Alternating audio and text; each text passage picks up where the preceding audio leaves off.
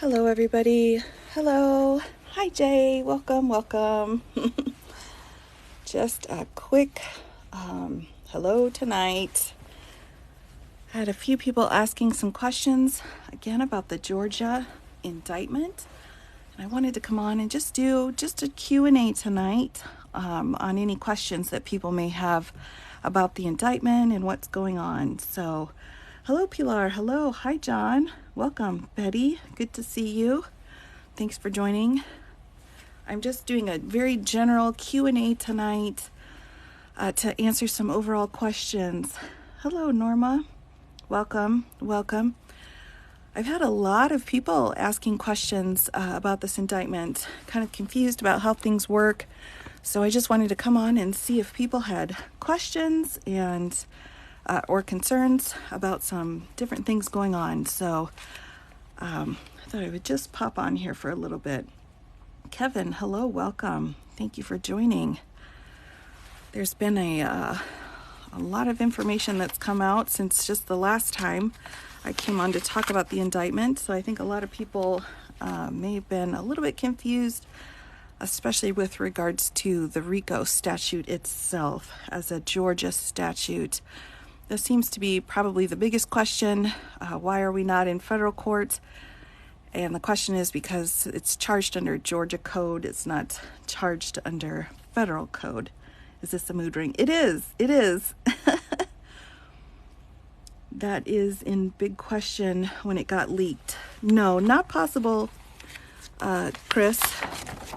So, Chris, what happened was there was a clerical error. An accidental button got pushed, and this particular piece of paper got published before it was ready. And clerical error happens all the time. No problem with the case, no dismissal. It's perfectly fine, happens all the time. It's just one of those things that happens in our process here. So no problems with that. Oh, thank you so much. Thank you. Yep. just grabbed it for tonight. I'm not quite as fancy as I usually am, but I did want to kind of say hello to everyone. This is a little bit later than my usual time, but again, just had so many questions coming in. But it happened. How did the same charges get put online before the jury came with the decision? Chris, it was just a clerical error. That's all it was. It happens all the time in our system. When clerks go in and have their paperwork put out, they sometimes accidentally hit a button before it's ready to go, and that's just what happens. You know we love them. Oh, well, yes. Hello. How long do they have to flip before it's too late? I would say people have up until, even opening statements in order to flip. You can flip at any time. Do you answer questions? I do, Sandy. I do general legal information. I don't do any legal advice here, but I do answer tons of different questions about the law and so on. So the charges were decided before it went to the grand jury. I'm sure that blows your mind. Not at all, Emily, not at all. No, the charges would have already been put together as they were investigating. So if you're referring to the clerical error, that was just this simple document here. It accidentally got filed before they were ready for it. It happens all the time, all day, every day within this process. So, oh, not me. Okay, thanks. I prepared just in case I've got my spiel ready. RICO, yes. A lot of people have been asking about the RICO statute because it is a Georgia statute. And that tends to be really that big question for tonight or overall is how we can go about it. No, David, it does. And yeah, please be polite. Not here for any kind of verbal assaulting, just here to answer questions about the law. You liberals hate freedom, don't you? Edward, that's a bit rude now, isn't it? Let's keep it polite. I don't want to block you, but I will. Let's be nice. I'm just talking about the law tonight. Yes, thank you, Beverly. You can just kind of move on if you don't want to be here. So that is no problem. Won't hurt my feelings. Do you think anything has been affected by the call from that Texas woman. Pilar, do you mean the threat made to the judge?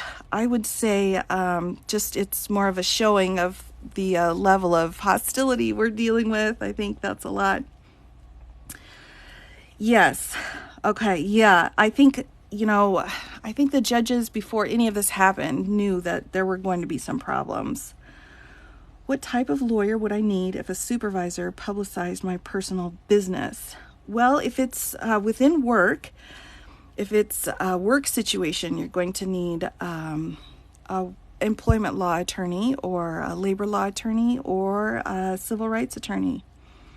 Any and all of those people can help you out with that. I do know there are a couple of really good employment attorneys that post a lot here on TikTok. I know one's out of Missouri in particular. They do a pretty good job overall, I think. You're all over it. It's Saturday. No, just here for questions tonight. I don't have much new information. Oh, no, you're fine, Mads. Nope, I just popped on. I had so many questions coming in. I thought I would just jump on and answer questions for anyone who has it. Are there any sentences to jail for any of these offenses? Oh, yes, lots of them. Solicitation, all of these have sentences attached onto them, depending on how it goes. But I don't understand how they can have everyone together in one suit. Can you talk about that? Sure. It's completely up to the prosecutor and the judge, and honestly, the defendants too. The defendants can come in and say, we don't want to be a part of this. It'll prejudice us. But if you think about it, every single person here has been charged with count 1. So they have all been charged under the RICO statute. And you can see under here where the counts are and where the charges are. So if they're going to present all this evidence, and again, we have 161 acts that they're going through and also explaining the enterprise itself, all the people involved, they're not going to want to present that evidence, 19 times. They're going to want to do it just all at once. And so because each one of them is charged with that count 1, they're going to want to do it all at one time. So the jury doesn't have to hear the same set of facts and information over and over and over again. It gets complicated. It gets hard, but it is possible. It absolutely is possible to have that many defendants all together. But primarily, again, it's this process of being able to present all the evidence for count 1 to the jury. And so the jury can sit down and get the evidence just at once rather than having multiple juries. So much for the First Amendment. Oh, the First Amendment doesn't apply. Lawsuit is a joke. Yeah, it's a criminal case. Yeah, this is a criminal case. What's the likelihood of conviction?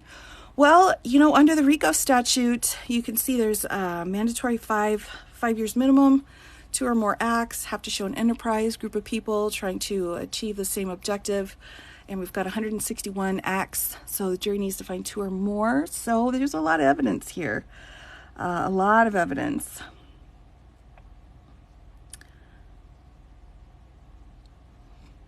So it's, again, beyond a reasonable doubt. I'm not sure, but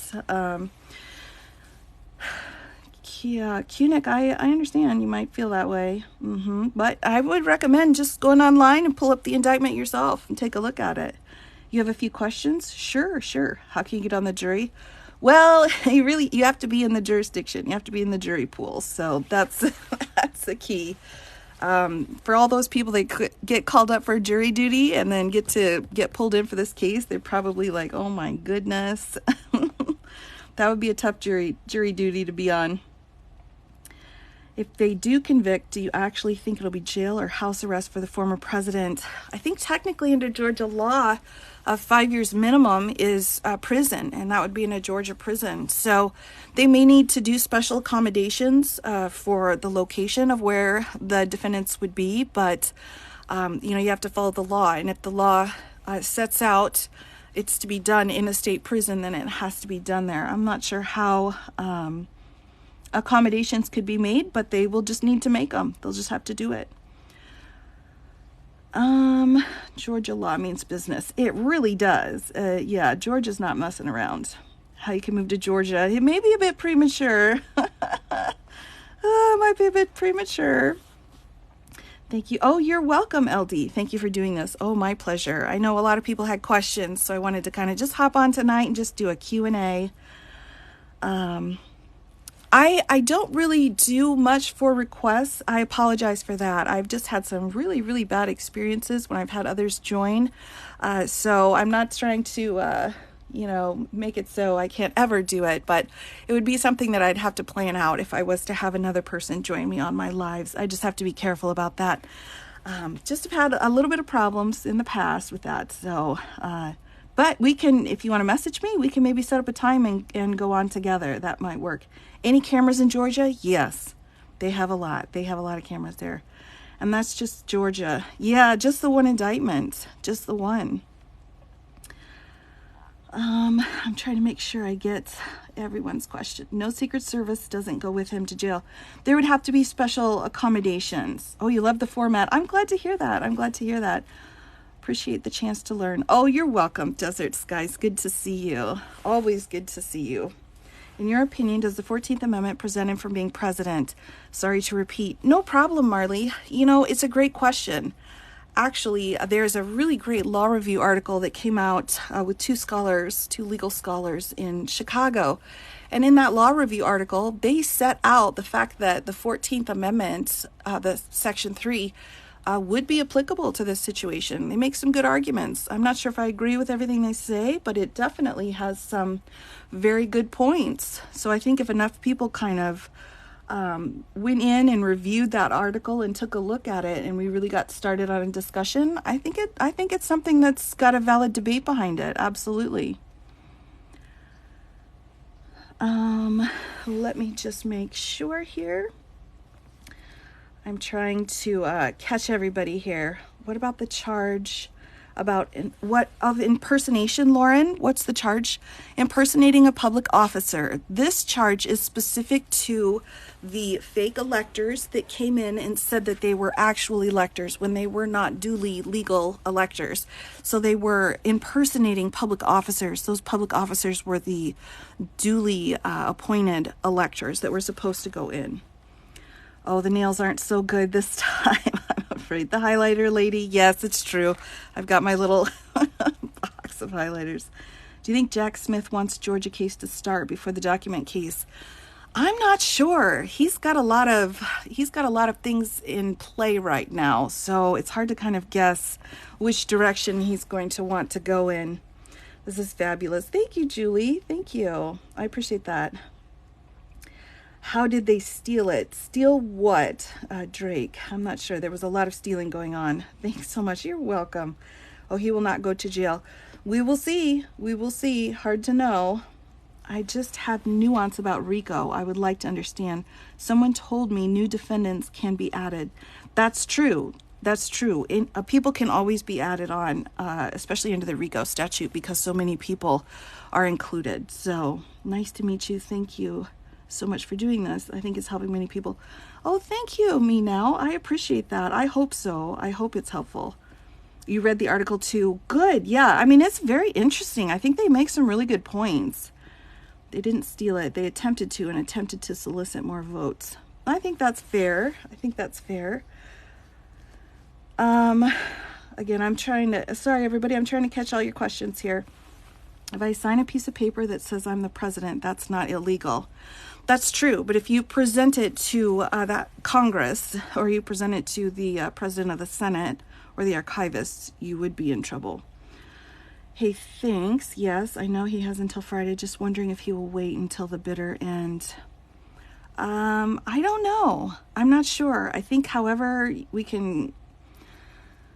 I think it's going to be a bit of a show. I think it's going to definitely be a show. It was a beautiful plan, they said, sir. It was beautiful. Yikes.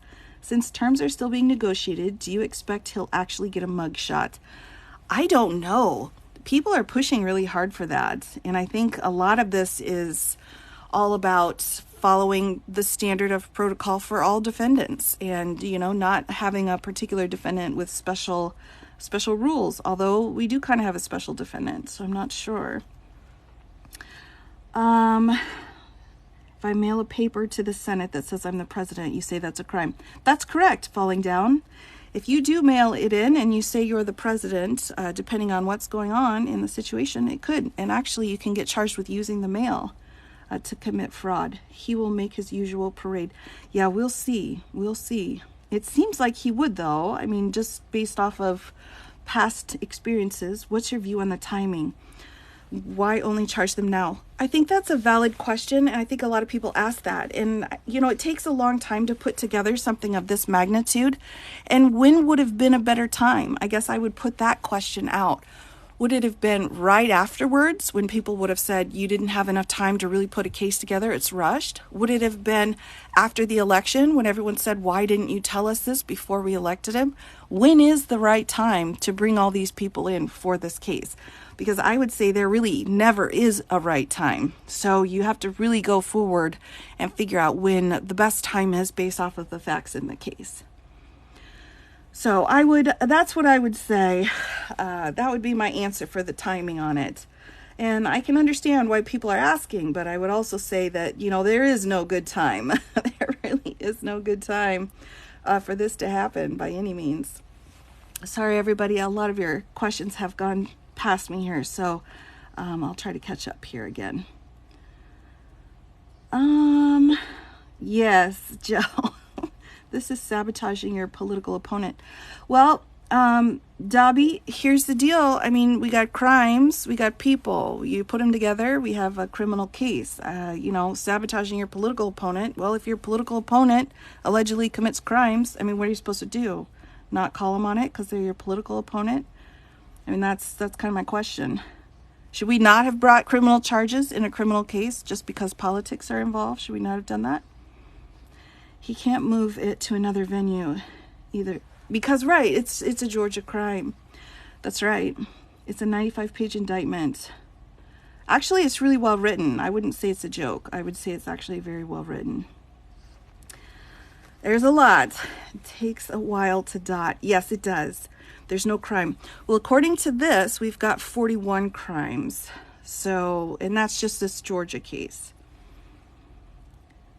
He did not do anything. Well, according to a grand jury in Georgia, he did. So, I mean, that's why we have an indictment. That's what grand juries are for. So, it's a joke. I hope all leftists are eradicated. Well, John, I ask you then, are all criminal charges of all people jokes then? Should we throw out all of our grand jury indictments? Or just the grand jury indictment for one particular person? That's my question to you. Did you use AI? No, we don't have any AI stuff going on. What was the voter affiliation of the DA? Why should it matter, Eric? That's my question. DAs are not supposed to, they're supposed to be impartial, right? That's their job. I think if you ask any DA what their political affiliation is, it's a really tough question. Prove the guilt. Anyone can make a claim. That's true, Stonebone. That's what the jury trial's for. Absolutely. That's what it's for. Pretty sure he only wants those indictments thrown out. True, but you got to find a legal reason to do that. We can't just toss them out for fun. We actually have to have a legitimate reason for it. He's admitted the guilt. He has, Mom. And that's the thing too, and I've said this before many times. We don't have a typical criminal case here where everyone is saying, I didn't do it, I'm being framed. What we have are all of these people saying they did do it, but that it's okay. Meanwhile, we've got all these laws that have been broken. So it's a big question. Nice ring tonight. Thank you. Thank you so much. Oh, absolutely. All crimes are commercial. That's incorrect. How is a court going to find a fair jury? Stonebone, valid question. And what I will say to you is since the beginning of this country, we have found fair juries. Maybe we don't like how they have held. Maybe we don't like their verdicts, but we have always gone in and found fair juries. And the U.S. Supreme Court has set out case law explaining how to go about that. So we will find a fair jury. That's what we have to do. Can you read the list of names? I can. I will go through the names and the charges. I probably will wait just a couple of minutes. I want to grab a few more questions, but I can do that. Sure. Plenty of people who have no interest in politics at all. True, Big Bacon. Very true. And I'm kind of one of them. I really don't know all the ins and outs. I don't even know these people, really. I haven't paid attention. I just look at the law. These are grand jury indictments. So we have 41 counts in this case out of Georgia. So we've got probable cause. Nope, you're right, Eric. We do not have convictions. We've got probable cause. Well, Tom, I've got a lot of people in here, so it's hard to kind of see all the questions. But let me see if I can keep an eye on you so you can ask your question. Be careful, Mike Meadows gave my oh, Jason, let's not be crude, huh? No fair jury or fair trial. Nice to see you have faith in the system. I don't. The law is broken. Taylor, I've worked in the system for so long. I don't have faith in the system, but I have, respect for how it works, and I know how it works. And I know we find juries that are impartial. I'm not willing to throw out the entire jury process or the jury system over one person because some people think he won't get a fair trial, when all of the other cases that we've tried in this country have had fair trials. I'm hearing 45 isn't going to be eligible. Have you?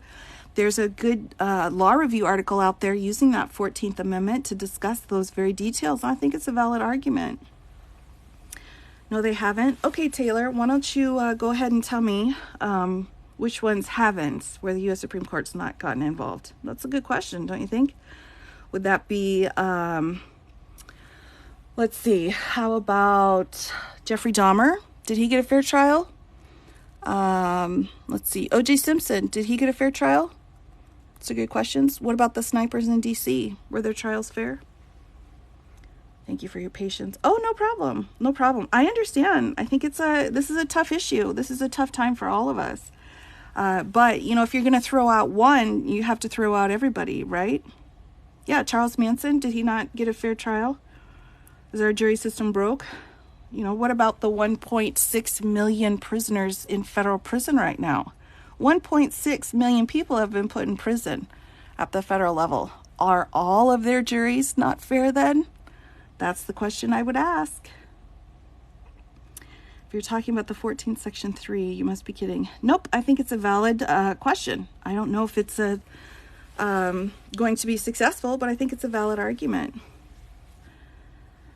Thoughts on Lindsay, did he flip? That's a rumor. And I'm not sure. If I was him, I would flip. But I think if I was any of these, I would have already flipped. I would have been flipping all over the place. Yeah, the cognitive dissonance is real, and I get it. You're ignoring me on purpose now. Tom, I'm going to need you to calm down. I got a lot of people in here. I am trying to catch everybody. He's not named. He flipped, did he? Okay. No one's unbiased. True, we all have some bias, don't we?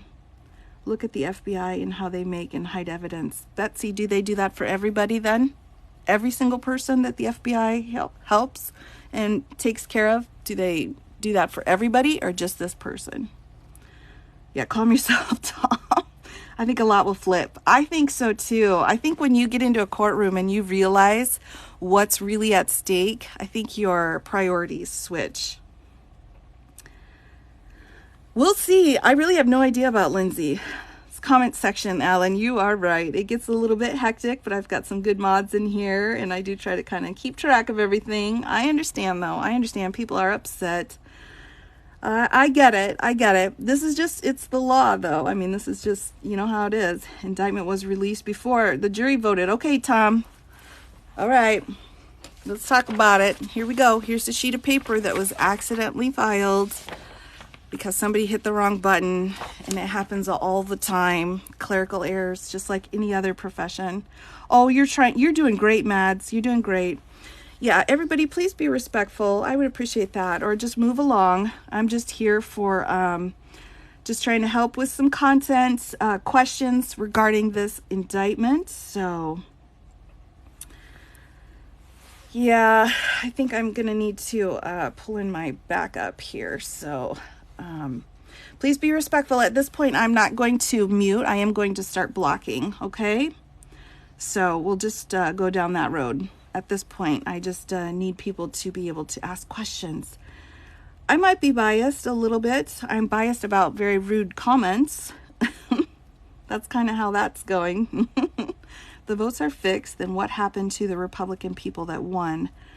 I have no idea what you're talking about with that, but also I'm reading comments pretty quick. So tell them Attorney L, thanks.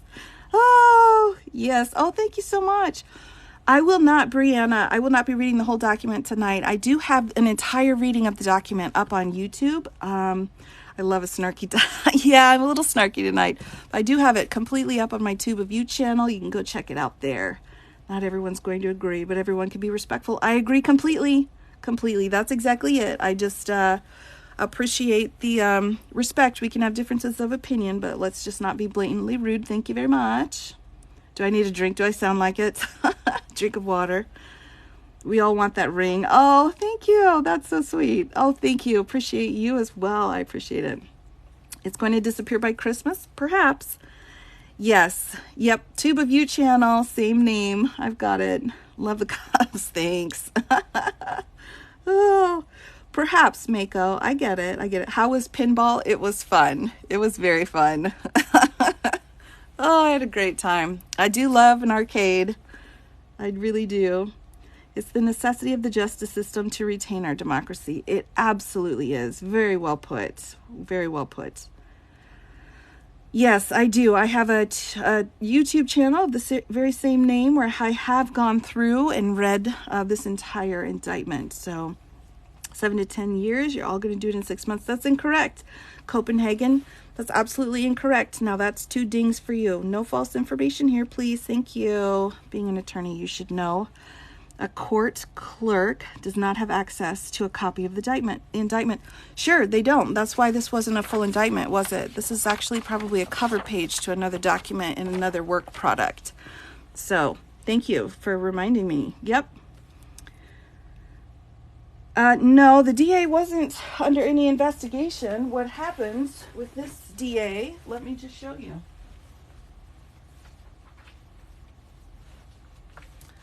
This DA was attacked over and over and over again by the defense, repeatedly asking that she be pulled and that the grand jury be seen as bad.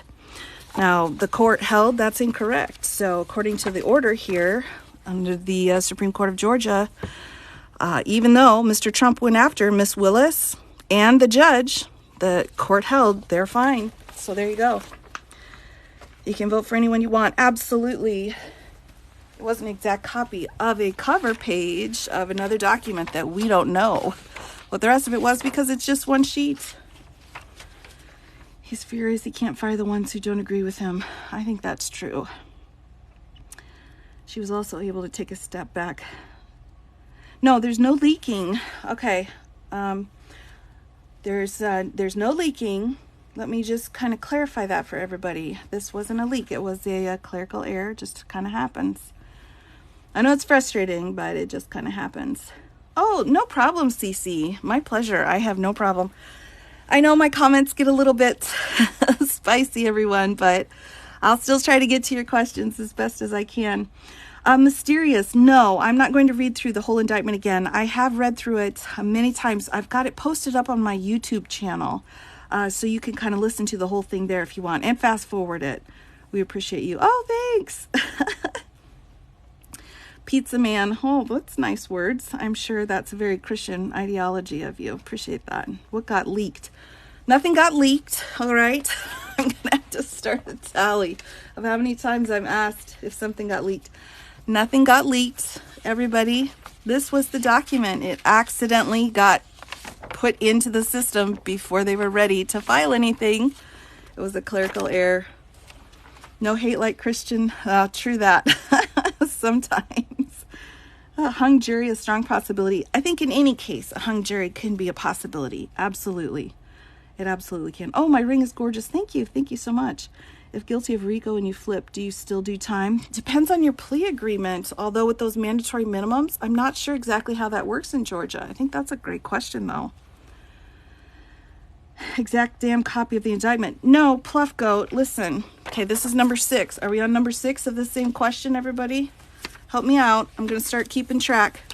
This was a document, one document that had some work product information on it. It was not an indictment. It was one sheet of paper accidentally filed before they were ready. Sorry, the average RICO case takes 5 years. All right, that's number 3, Copenhagen. Thanks for coming. Okay. Mads, I'm going to need you to start just blocking people at this point, okay? It's fine. You've got the power. You have the power to block at this point. We've given plenty of warnings out, so we can go ahead and just block. Differing opinions is fine, but disrespectful, rude, harmful comments are not allowed here. You know, Linda, I feel bad for him too, honestly. I know, Mads, you're doing great. I feel bad for him too. I mean, I really do, and I understand. But I think anybody in this kind of position, but I would feel bad for any defendant, honestly. A little part of my heart always feels bad for our defendants, any of them, wherever they get charged. I always feel like, did they follow procedure correctly? Did everybody do their job correctly? I want to make sure all defendants get a fair trial. I think that's important. What am I doing? I'm just doing Q&As for the Georgia indictment. Okay, so Pluff Goat. Okay, again, we need to be respectful. Thank you kindly. Got to make room for all the people that do have good questions. May justice be served. Well, that's really the goal, isn't it? It's sad for the country that we had a president who tried to steal our election. I think that's really well put. Well put. What's my opinion? I hold out on my opinion on what's going to happen until I see the trial. But my opinion is we have a grand jury that was pulled in, given evidence, and found probable cause to indict. Justice should be the goal. If it's not the goal, then there's something bad about the system. And our system might have problems, but overall, I'm not willing to throw out the entire judicial system over one case. One person. So, thank you. There will be no trial. Well, I think we are the corrupt DA. That's incorrect, Anna. That's your warning. Do you believe he'll go to jail? We'll see. We will see. I don't know.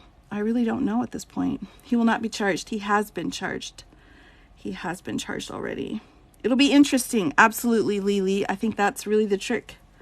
Would you add Daisy May as a mod? It's just me here. Absolutely. Let me see. Hold on, everybody. I need to add another mod in. Thank you for trying to educate. Oh, you're welcome. Where are you at, Daisy? Can you make a comment so I can add you in as a mod? I've got to catch you here. I can mod. Okay, Cozy, I'm going to bring you in. I'm going to call you in off the bench. Thank you so much. Appreciate that. Just need a little extra help tonight. Did I catch you, Daisy? Where are you at? I'm still looking for you. Obviously persuaded to have used, which is not law. Okay, I get it. I'm still looking for you, Daisy. I can't quite find her.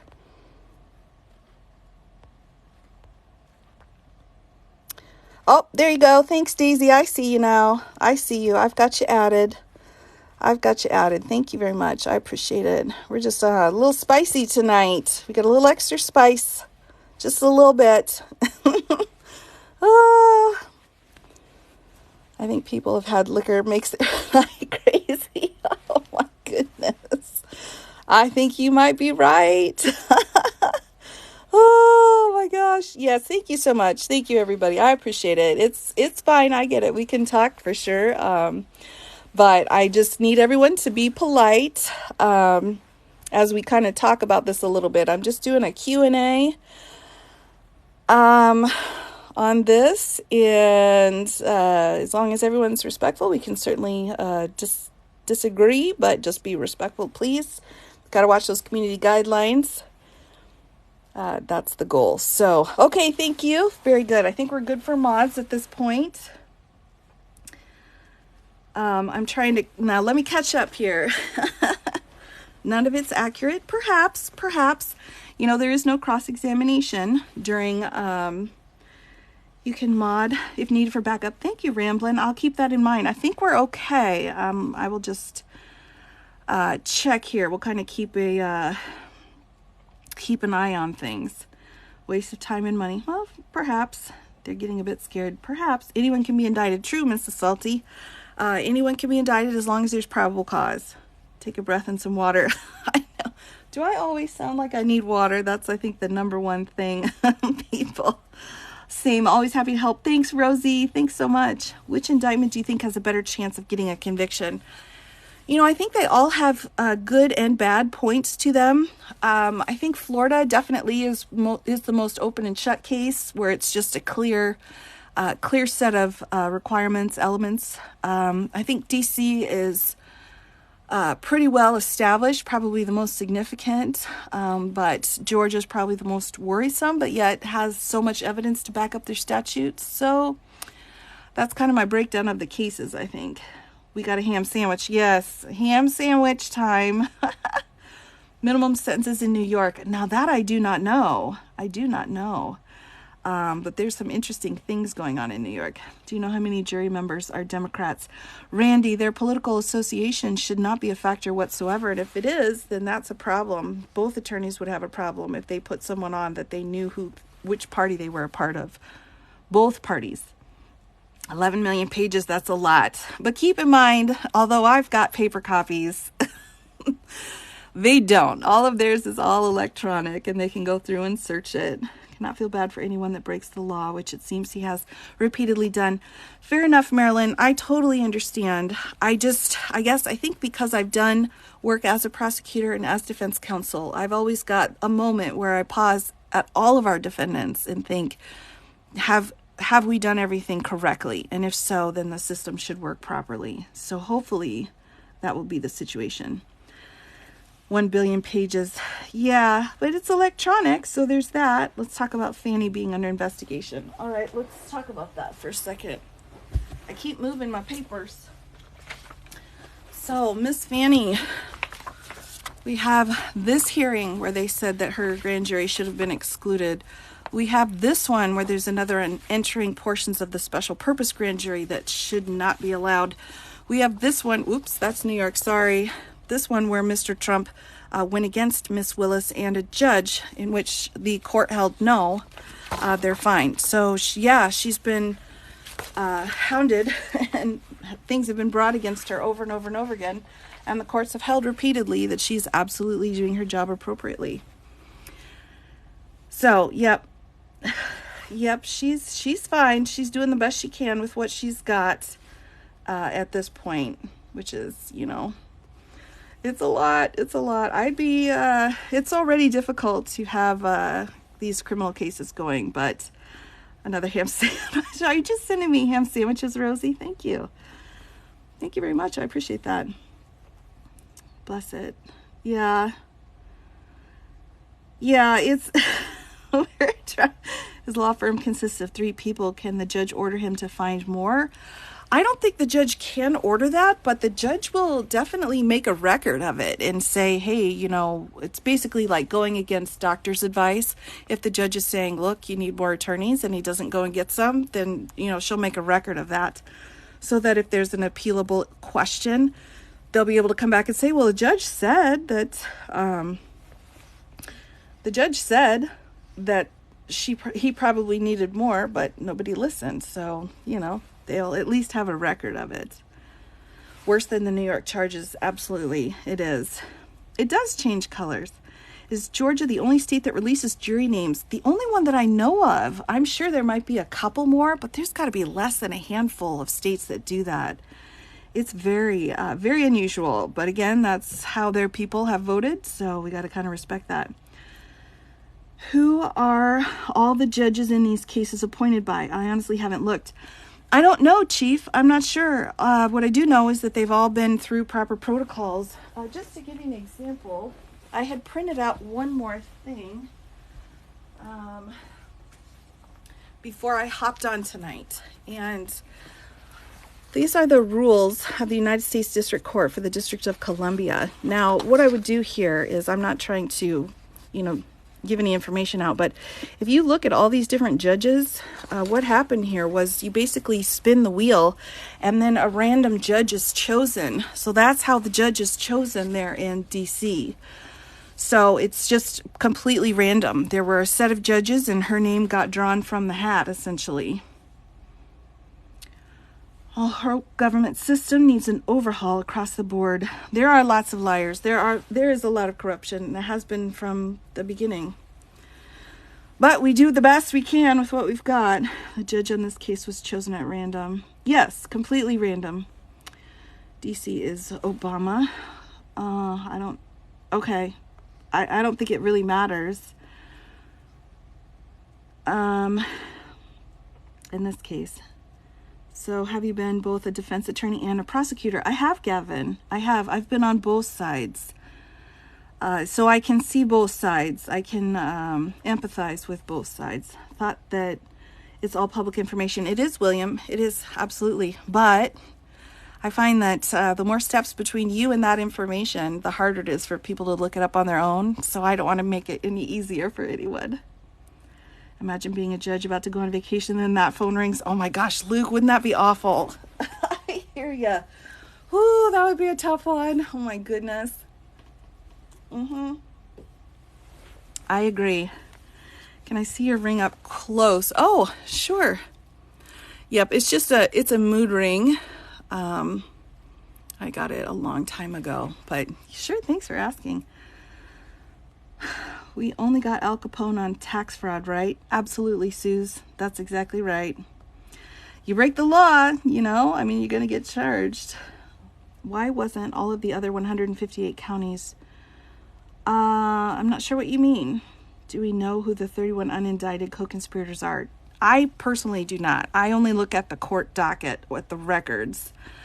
I only look within the corners of the record. Sometimes the comments on my lives give me more information, but I really don't look into that part of it. I just look into what the language means. Don't do the crime if you can't do the time. True. I agree with that. It's yellow. Gloves off. Well, Oh. Yes. All right, I think we've calmed down enough. I'll ask the moderators to just mute at this point rather than block. We'll try that out again. If you wouldn't mind, moderators, thank you very much. Where did you go to law school, if you don't mind saying? I don't say exactly where I went, but I did go to an accredited law school, and I'm located in the Central Time Zone. So that's pretty much thank you, Daisy, you're fantastic, but that's pretty much where I've been. Yes, Jay, the sigh laugh. It was time. Sometimes it gets a little bit wonky in the beginning, but we kind of get it ironed out, don't we? Does it take a big... Yeah, I'm not sure. Is that a math question? I'm not good at math. Lies and conspiracy theories need to be stopped, and accountability. Sassanach, when it comes to accountability, you're just spitting straight truth right there. I agree completely with you. Completely. Howdy from Texas. Hi Texas. How you doing tonight? We even our keel out. We do even our keel out. Oh, I've got such great mods working with me. I'm so thankful. I'm so very, very thankful for that. Okay, can you go over what RICO means again, please? Sure, Robin. You bet. Racketeering Influenced and Corrupt Organizations Act. This is a specific section in the Georgia State Code. It's section 16, which is their criminal code section, -14-4 subsection C. So if you go online and you look up Georgia Code and you type in this section, you can pull up the actual words. Yeah, we're all right, Mads. We're doing okay, but thanks for that reminder. Yep, we have a statute set out right there. Can you once again tell how they can look this up? Yep. This indictment itself, you just go on. Yeah, Mads, you're doing great. You can go online to look up this Georgia indictment. You would go and look up Georgia grand jury indictment Trump. And then what you'll want to look for is this will come up as a PDF or an attachment. What does racketeering mean? Well, actually, I printed something out.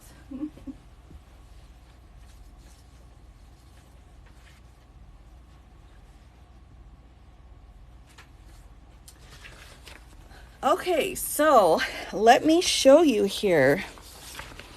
This is the actual Georgia statute. And again, it is 16-14-4. And if you look here, It's subsection C. So we come down here and it says, it shall be unlawful for any person to conspire or endeavor to violate any of the provisions of section A or B of this code section. A person violates this subsection when he or she, together with one or more persons, conspire to violate any of the provisions of subsection A or B of this code section, and any one or more such persons commits any overt act to affect the object of the conspiracy. That's the piece. Now, racketeering up here, it shall be unlawful for any person through a pattern of racketeering activity, meaning illegal activities or proceeds derived therefrom, to acquire or maintain directly or indirectly any interest in or control of any enterprise, real property, or personal property of any nature, including money. So these racketeering activities are what they're talking about, illegal acts that together work to come together for the enterprise to be successful. So that's the specific Georgia Act. Again, that's why we're charged in Georgia. Did Al Gore contest the election in Florida? That's complicated. You'll want to look up the case Bush v. Gore that was decided by the U.S. Supreme Court, and that will explain all the details of that to you. Brought about by, I don't think it's about parties when we're talking about just law and people and elements of law. So, yeah, we had a lot of questions going on then. There were a lot of questions going on. I think the case is really interesting if you take the time to read it, Bush v. Gore. I think it's very interesting. Oh, wait, did I have... Yeah, Dershowitz. I've seen that name a couple of times here. I don't know anything about that particular person. Hanging Chads. Oh, CyberDoc. Those were the days, weren't they? With the hanging Chads. It's all about corruption. Yep. Yep. And it's accountability. So the racketeering, did that result from Coffee County or just the whole thing? Julie, great question. Coffee County were just a few of the acts listed. Coffee County's in here specifically.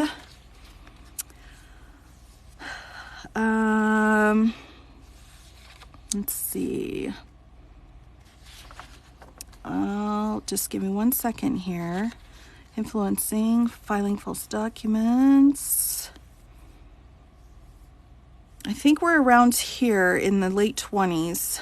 And we've got a computer issue too. Nope, that's incorrect. Hold on. There it is. Conspiracy to commit computer trespass, computer invasion of privacy. These and computer theft. These are specific to Coffee County.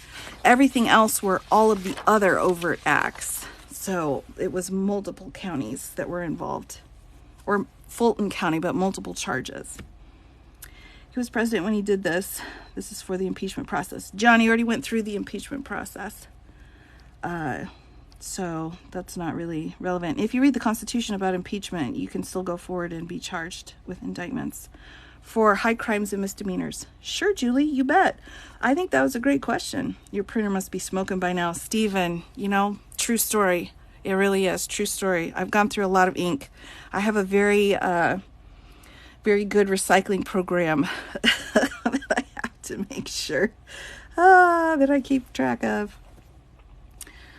Well, the thing is, the Secretary of State, the governor, all of the people involved, all of the false statements that were made to the House of Representatives and to the Senate, all of those were taking place in Fulton County. EcoTank printer, true story, Nancy, true. Let's go, Rico. Yeah, Richie. We'll see what happens. It'll be very fascinating, I think. To look through the technical parts of how this trial goes down. I think, academically, there are 18 or so indictments on the others, all attorneys. Do you think he'll take this to the Supreme Court? Ty, great question. Here's the deal with the Supreme Court. The Supreme Court has specific jurisdiction set out in the U.S. Constitution. They can only act as an appellate court if there's a violation of a constitutional or a federal law. So he has to be found guilty in order for the Supreme Court to ever be involved. And then he has to appeal saying that somehow his constitutional rights were violated or that these laws were unconstitutional in order to get this in front of the U.S. Supreme Court. So it would have to go through the process that everybody else would have to do if they are a criminal defendant and they appeal all the way to the U.S. Supreme Court. And that's if they grant cert, which again, we don't know if they will or not. Yeah, it has to go through all of the appellate courts, just like any other defendant. At the end of the day, it seems like Arizona should be considering the same charges. And I believe they are, Julie. I really do. I think they are. My understanding is, and not only Arizona, but I believe Michigan also is looking into it as well. State charges can go to the Supreme Court if there's a question on the constitutionality of the case. So if we've got a constitutional question with the trial and it gets appealed through all of the proper courts and he loses at every single level, he can eventually appeal it up to the U.S. Supreme Court. If there's a constitutional law question, they would act as an appellate court. That's how all of our cases go. Like Miranda versus Arizona was an Arizona case, but because it was a constitutional question on the Fourth Amendment and the Sixth Amendment and the Fifth Amendment, that's how the U.S. Supreme Court got involved. So when can Nancy Pelosi... Paul, there's no evidence of any of that. I only deal in evidence. That's all I deal with is facts and evidence.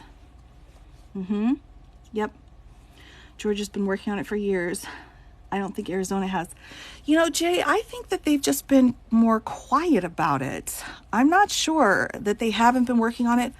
And I think a lot of this shows like how our system really works, that we're really kind of quiet in the beginning when all of this went down, but then we kind of come back with a vengeance after we put all of our eggs together. And that's really what we do a lot of times is we will just kind of sit back and say, hey, we wait until we have the probable cause, until we have the evidence, until we have everything in order. But we'll see. Very calm and rational thinker. I admire that. Thanks, Wolf. Thank you very much. I think it's just, years and years and years you work in the system. You just get used to it. Oh, you love my rings. Thank you so much. Yeah, I pulled my mood ring out. I think somebody had requested this at one point. That's a great thought. They could just be quieter. Yeah, Jay, I think so. I think several places, hashtag Pennsylvania, are being quiet. But perhaps, my radio buddy calls Nancy's husband hammered. Oh, that's awful. That's awful. Don't say that. That was a terrible situation. It's too soon. It's too soon for those kinds of jokes. I'm not ready for that. Yes, I'm not ready for it. That situation. Keep the indictments coming. It's possible. When will Arizona indict? I do not know. What's the name of the prosecutor on his case? On whose case, Caden? You'll have to be more specific. And which case? Yes, no racism here. Oh, no, Cozy, no. We don't do that here. Nope. Yeah, I don't know. I'm just saying. Yes, New Jersey. His case in Georgia. Okay, Caden, let me back up and see what your question was again. Who's the prosecutor in this case? I think we've kind of been talking about her all night, right? So if you're talking about the prosecutor here, we have Miss Willis, the district attorney for Atlanta. The judges were already threatened. True. Talk about the impeachment. Yeah, it failed repeatedly, and the court admonished the defendant for repeatedly trying to bring her into court like that. Yeah, Google it. Exactly. I highly recommend that. Highly recommend you Google that. And then you will get a lot of documents like this one here. This petition for a writ of mandamus. Recently started studying for the LSAT. Oh, really? Good luck to you. Message me if you've got questions. Oh, that's so exciting. Oh my gosh, good luck. I really hope that would happen. Raymond, hello, welcome. Highly recommend Google, period. Pilar, it's our friend, isn't it? Google is your friend. She's cleaning up Atlanta. It seems like it. Yes, I agree, Daisy. I agree. That was a good call. I see what you're doing. You're doing great. Keep doing it. Yeah, I agree. Why didn't any of the indictments or charging happen before this year? Why not immediately after January? Joshua, they need time to investigate. We don't rush things in the legal field. We're slow, but we're methodical. We take care of business properly. We don't really rush, especially if something of this magnitude. You've got to make sure everything is put together just perfectly. So they probably brought the case as soon as they felt that it was the best it was going to get, and then they brought it forward. Yeah, we can't rush. We can't. 2 years is actually, in my opinion, I was surprised that it came out at this magnitude, these kinds of charges. Yeah, we don't do racist comments here. My goodness gracious. That's like a minimal requirement. Just bare bones minimum. We don't do that here. We're still breaking down Rico-a-palooza. We are. Oh, they do grind exceedingly fine. Oh, Andrew, perfect way of setting that. Yes. Much like a military tank. Slow, but devastating. Absolutely. It's true. We do our best, though. I was surprised they came this quick. Yeah. I mean, there's a lot. As a career Fed, this low case is 2 years is fast. Yeah, that's what I was thinking too, Nancy. I thought so also, that it came quick. I mean, and with this level of detail and this level of organization, I thought it was pretty well done. I think they're going to muzzle him during election time. Oh, Caden, I don't know. I think the fact that the press conference isn't going on Monday is a good sign that maybe he's taking a different look at things. I'm hoping so. I think this is fast, but what do I know? Suze, I think you're right. I think so. I think it is fast. They were working overtime. I think people were pretty upset. You know, you have a lot of people with all of these prosecutors involved in all of these different cases.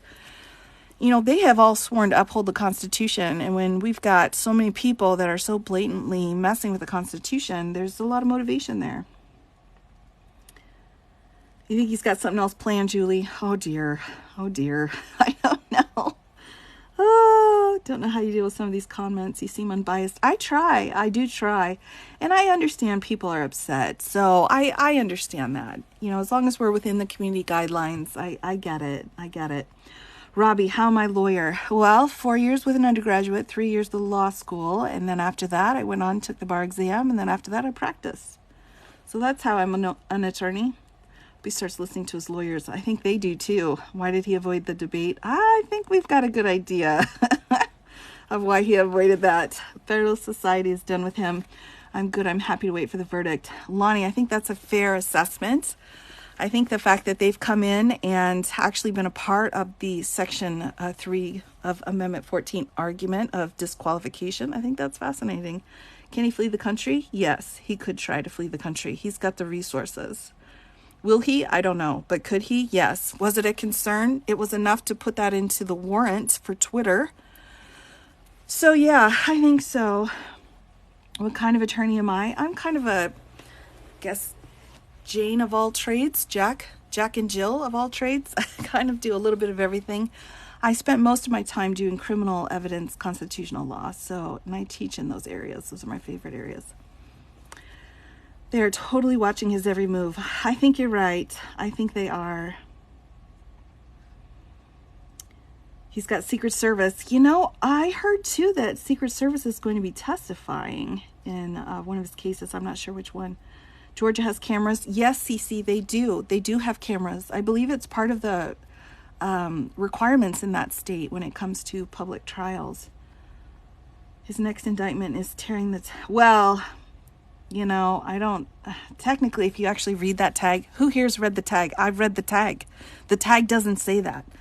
You got to read the language in the tag. Then we can talk again. Isn't Secret Service bound by law to turn him in?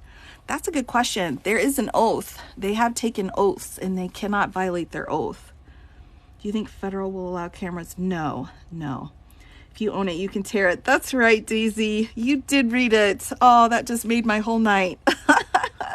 How can Secret Service testify? Well, if they're witnesses, they can be called in to testify.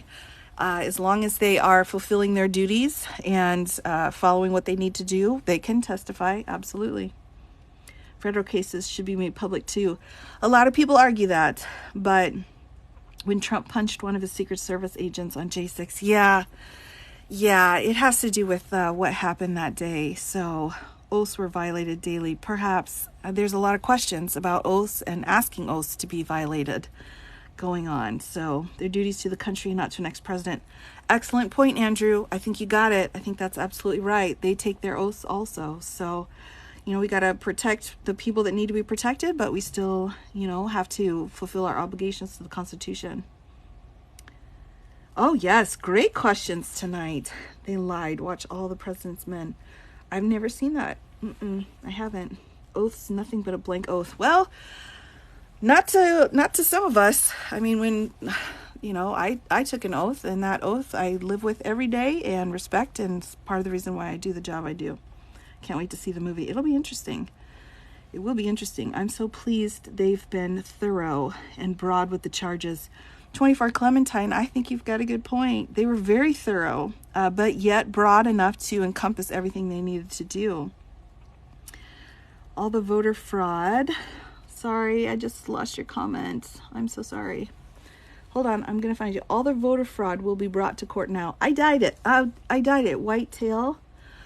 I think that was a really good question about whether or not this voter fraud stuff is going to come in, but it's really not relevant. It doesn't matter. The intent behind what was done doesn't really matter so long as criminal acts were done in order to achieve the purpose. That's the key to RICO. False statements, the only defense to that's going to be the truth. And so whether the statements were true or not can easily be testified to.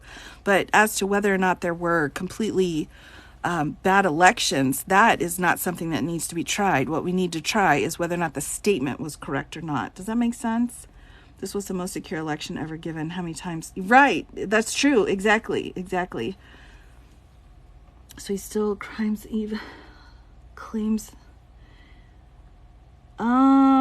yeah, even if there's fraud, it doesn't matter. I mean, none of that matters. What matters is that the statements were made, they were false. He knew they were false. He made them anyway, and then did multiple things in order to retain power, which is what they say under RICO. Those aren't my words.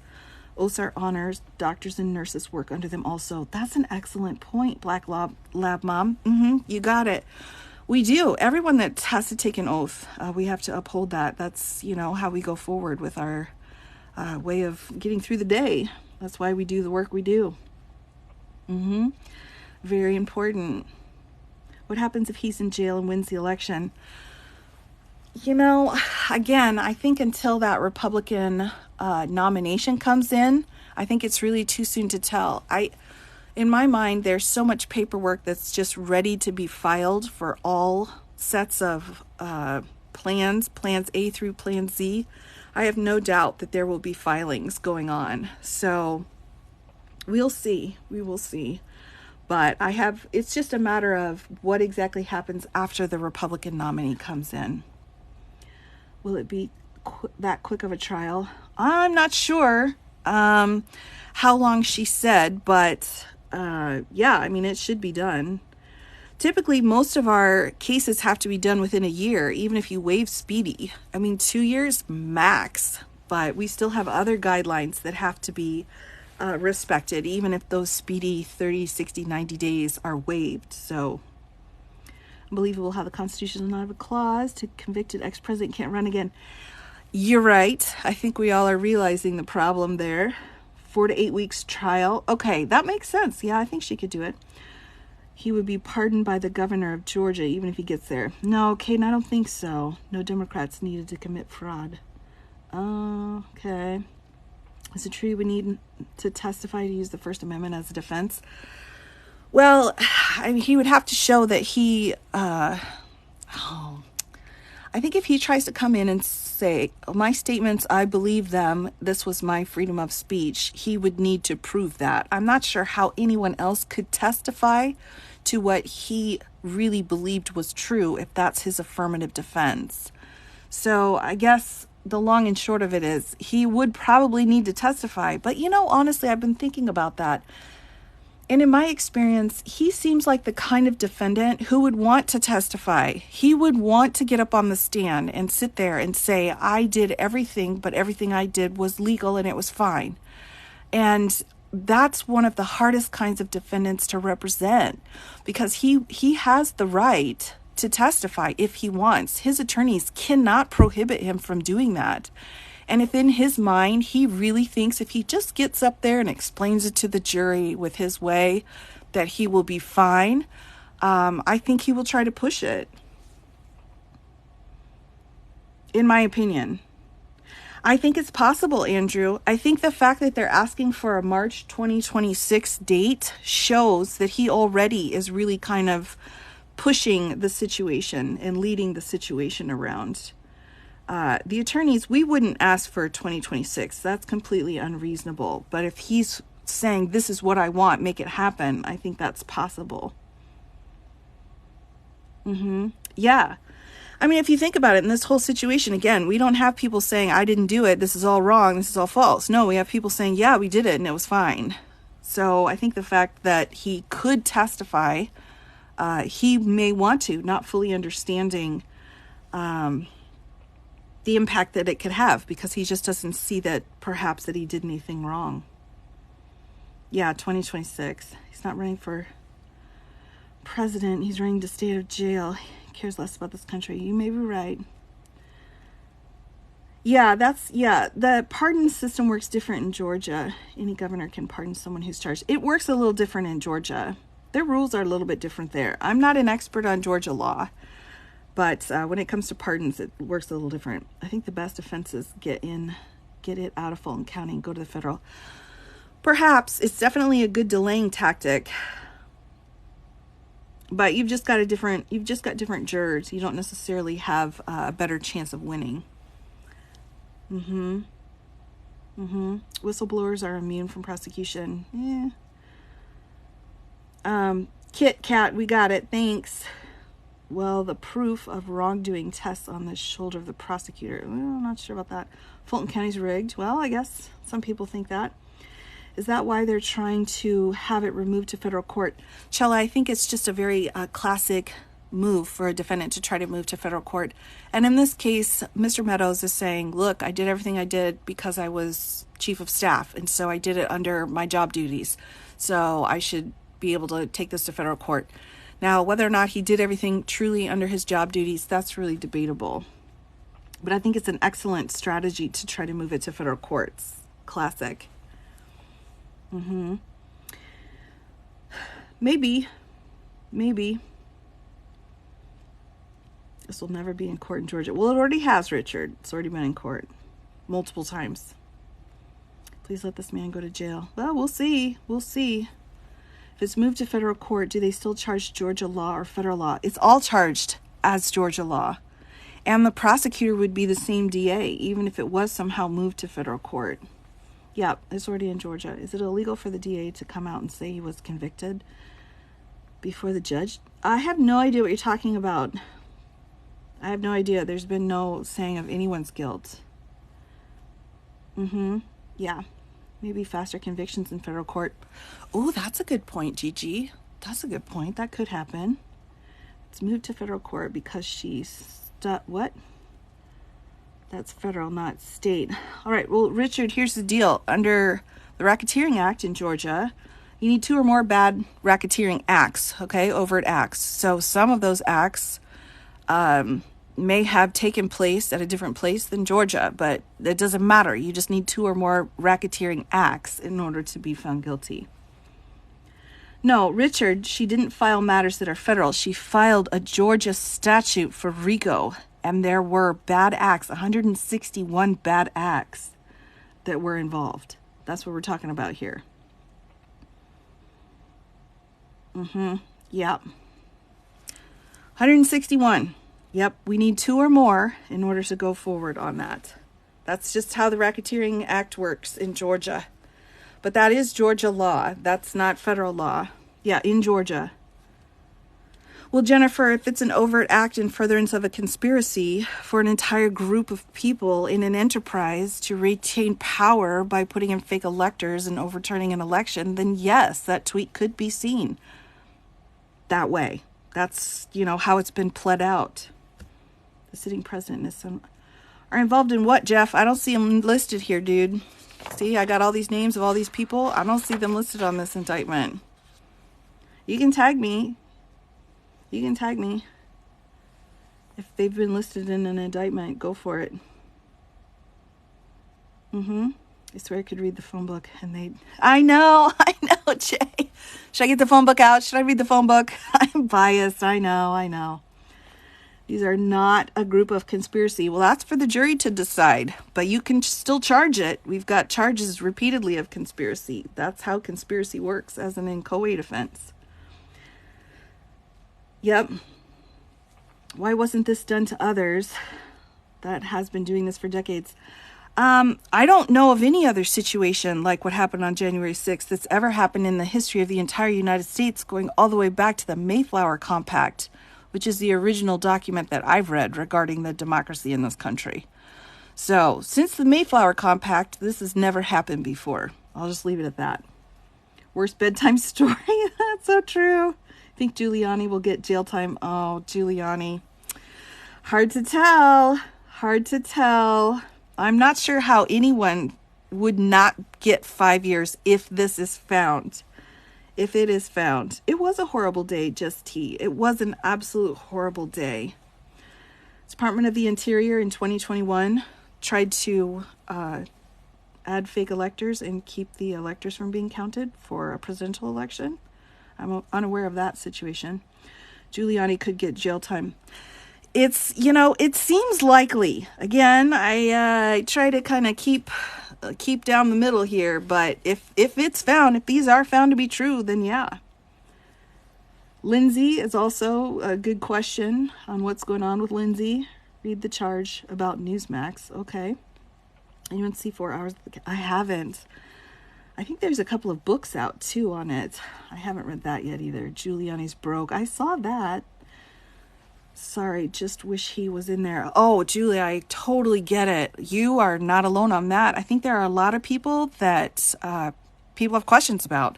I'm still wondering about all of these U.S. senators that were listed out in the D.C. indictment. Like, who were all of those guys that were mentioned?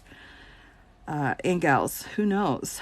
So that information is still unknown, but I believe it will be coming down. And, not too long from now, they will, they will not arrest sitting senators. Oh, David, they will. Absolutely, they will. And we have before. That's never been a problem. We've arrested senators and representatives, congressmen and women. Oh, yeah, they can get arrested. Happens. What does sole power mean to you as stated in the U.S. Constitution? You're going to have to give me some more context than that. There's a lot of information in the Constitution. And so you're going to have to be more specific.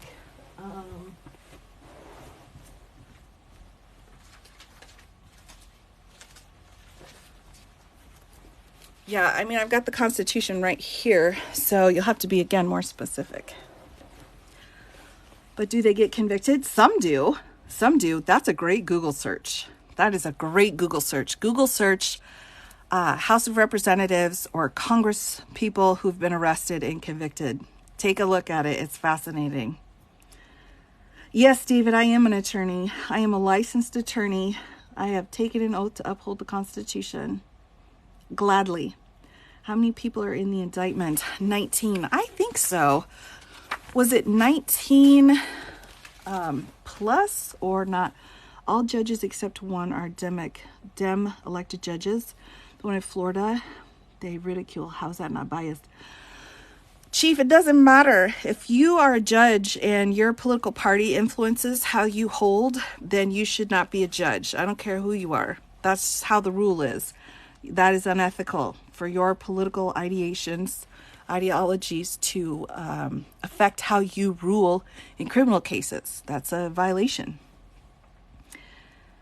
Meaning, if it's because of the person you disagree with politically, you're making your judicial decisions. That's wrong. We just don't do things like that.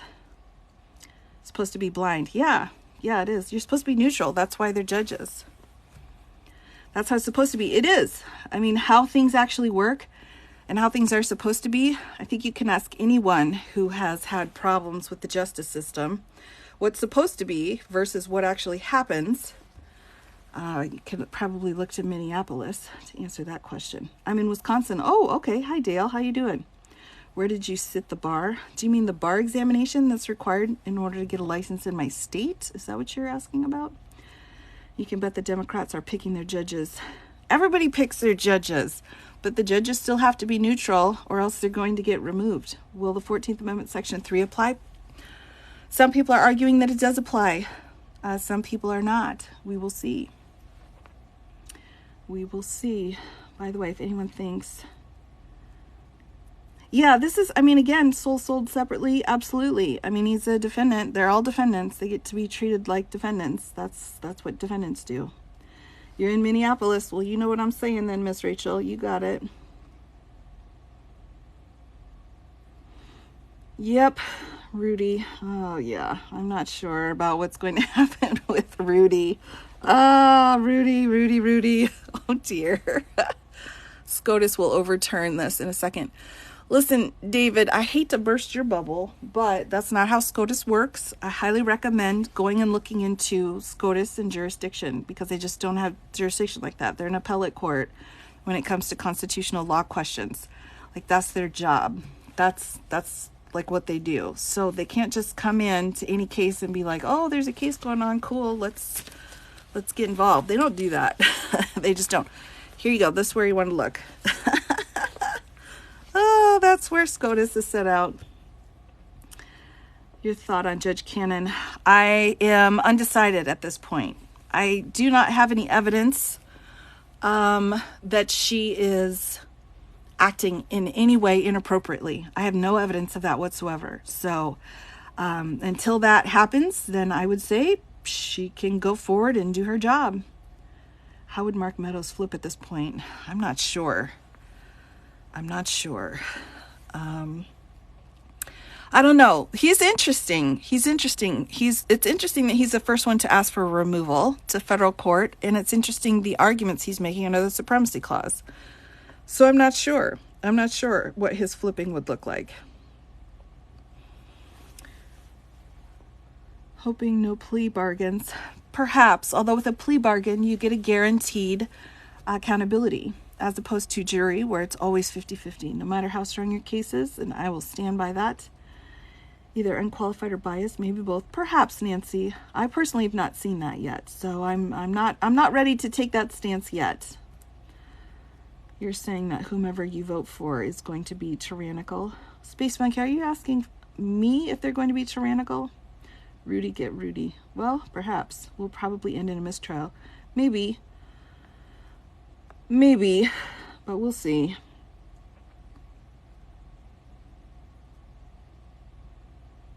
Yes, please don't argue with my mods.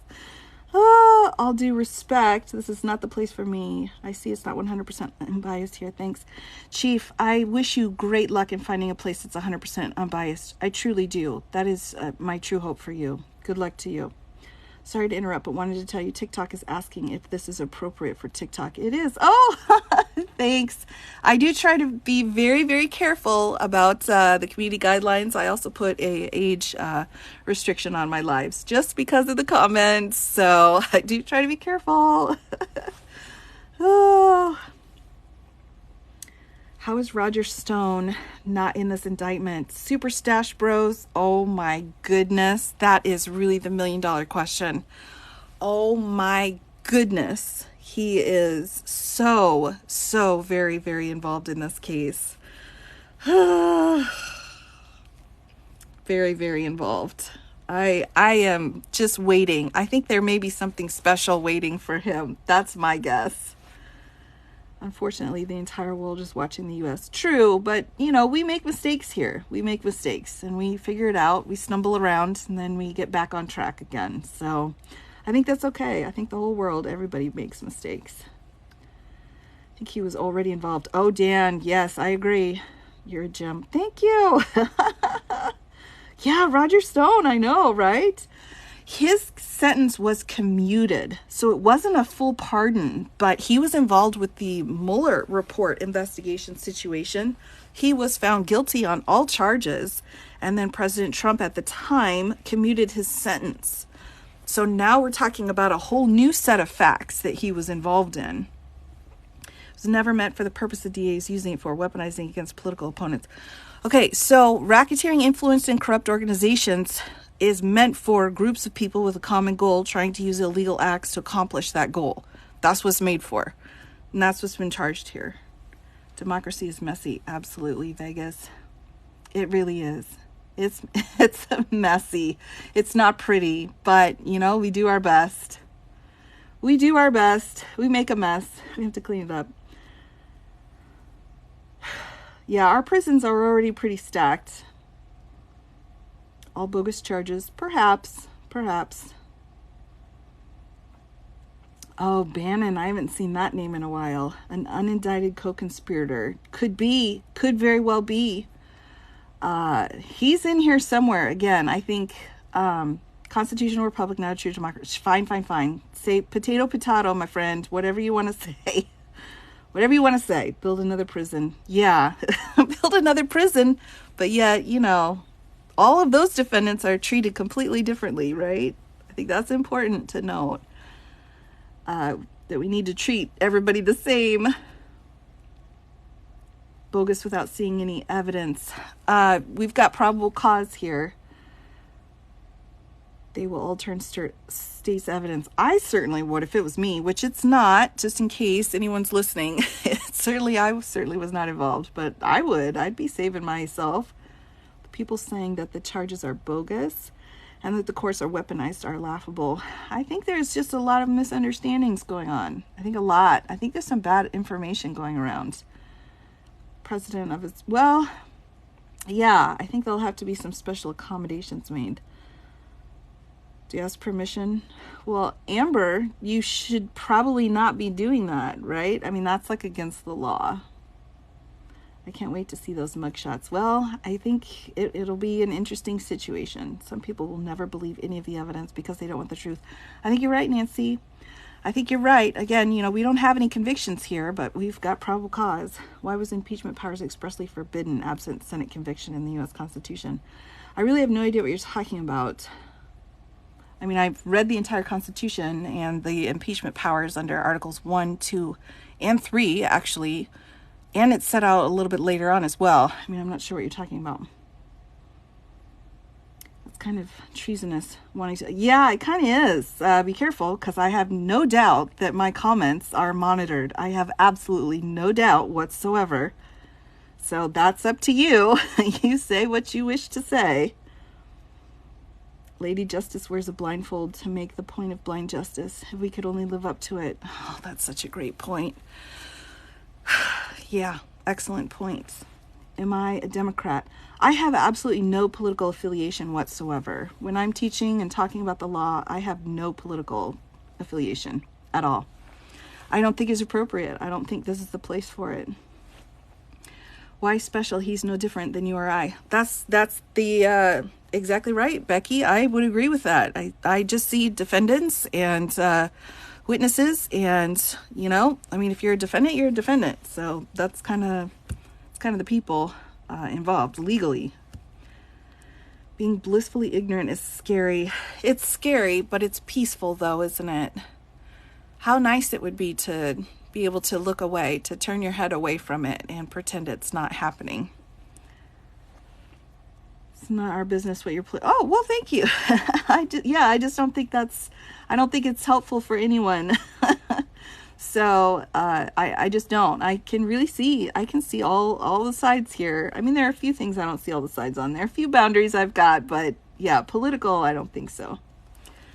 Ms. Defendant. Well, yeah, I mean, right? That's what's going on. That's if you're a defendant, you're a defendant. It doesn't mean I'm not going to have respect for you. I feel respect for all defendants.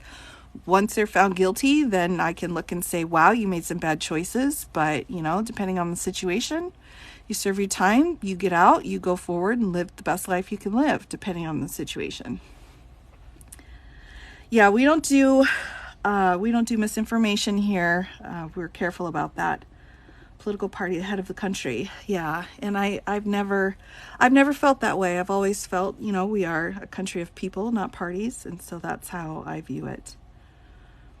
It's truly sad to me, anyhow, the division this has caused. Yes, I would agree with that. It is. It's incredibly sad for everybody. I think it's very sad. It's heartbreaking. It is. It's tough for everybody involved. How much would it cost to mount a defense against all these charges?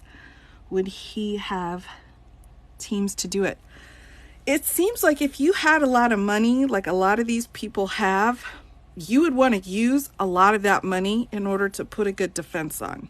That would be my thought. My husband said you sound very professional. Oh, Rosie, thank you. Oh, tell him I said thank you so much. I do try. I do try. Actions have consequences. They do. They absolutely do. And they should. That's how it's supposed to work. That's how it's supposed to be. He's asking for money for his defense. Fair enough. Fair enough. He's going to need it. Division in many families and broken relationships. Oh, absolutely. Absolutely. This has really been a wake up moment. He's listening. Well, hello, Rosie's husband. Hi. Thanks for listening in. I heard this case, he's got 2 lawyers and 1 paralegal. I think I've heard that too. Sorry, let me move my hand. My hands move a lot when I'm talking. I heard that too, and he may want more, but it all depends on, what their strategy is. Those who will not see the absolute truth, such as actions have consequences. That's the key to all of it, Julie, is that we have to have accountability. It doesn't matter who you are. Truly, you have to have accountability.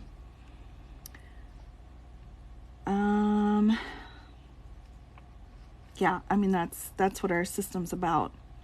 But his lawyers are freaking out. I don't know how. I mean, they need like a fruit basket or something. I mean, it's tough. Every single defendant in the entire United States deserves to have a fair trial and have competent counsel. Every single defendant. I will believe in that until the day I'm no longer here. And it's so important. And I want that for every defendant in this case. I want that appropriate, good counsel for all of them. And I hope that they all get that, truly. A hug and a cookie, something. Thank you for covering this crazy stuff. Oh, sure. I mean, it's fascinating. It's one of the cases that I will never see anything like this again in my lifetime, I have no doubt. This is legally the most complicated, interesting situation that I could have even begun to think about. Required accountability for all people. Absolutely. Is that a denim table? It's a denim cover. I had a little wardrobe malfunction a couple weeks ago. And so I put a new cover on just to make sure that everything is situated properly. Oh my goodness. May we live in interesting times. Oh my gosh. Yes, absolutely. Thank you for your service. You're welcome. Toegate, don't even bring it up. Oh, for shame. I have regrets. Extremely interesting history in the making. You can't make this stuff up. You can't. Clerical error, that's convenient. That's absolutely never happens. They lies why it happened twice. Listen, Joseph, I can assure you, and I swear on the Constitution that I swore an oath to, I personally have made tons of clerical errors where I have filed stuff poorly and wrongly through the electronic filing system and have been contacted by clerks that I had totally screwed up and had to go back and fix my mistake. It happens all the time. It just does. We're at 7.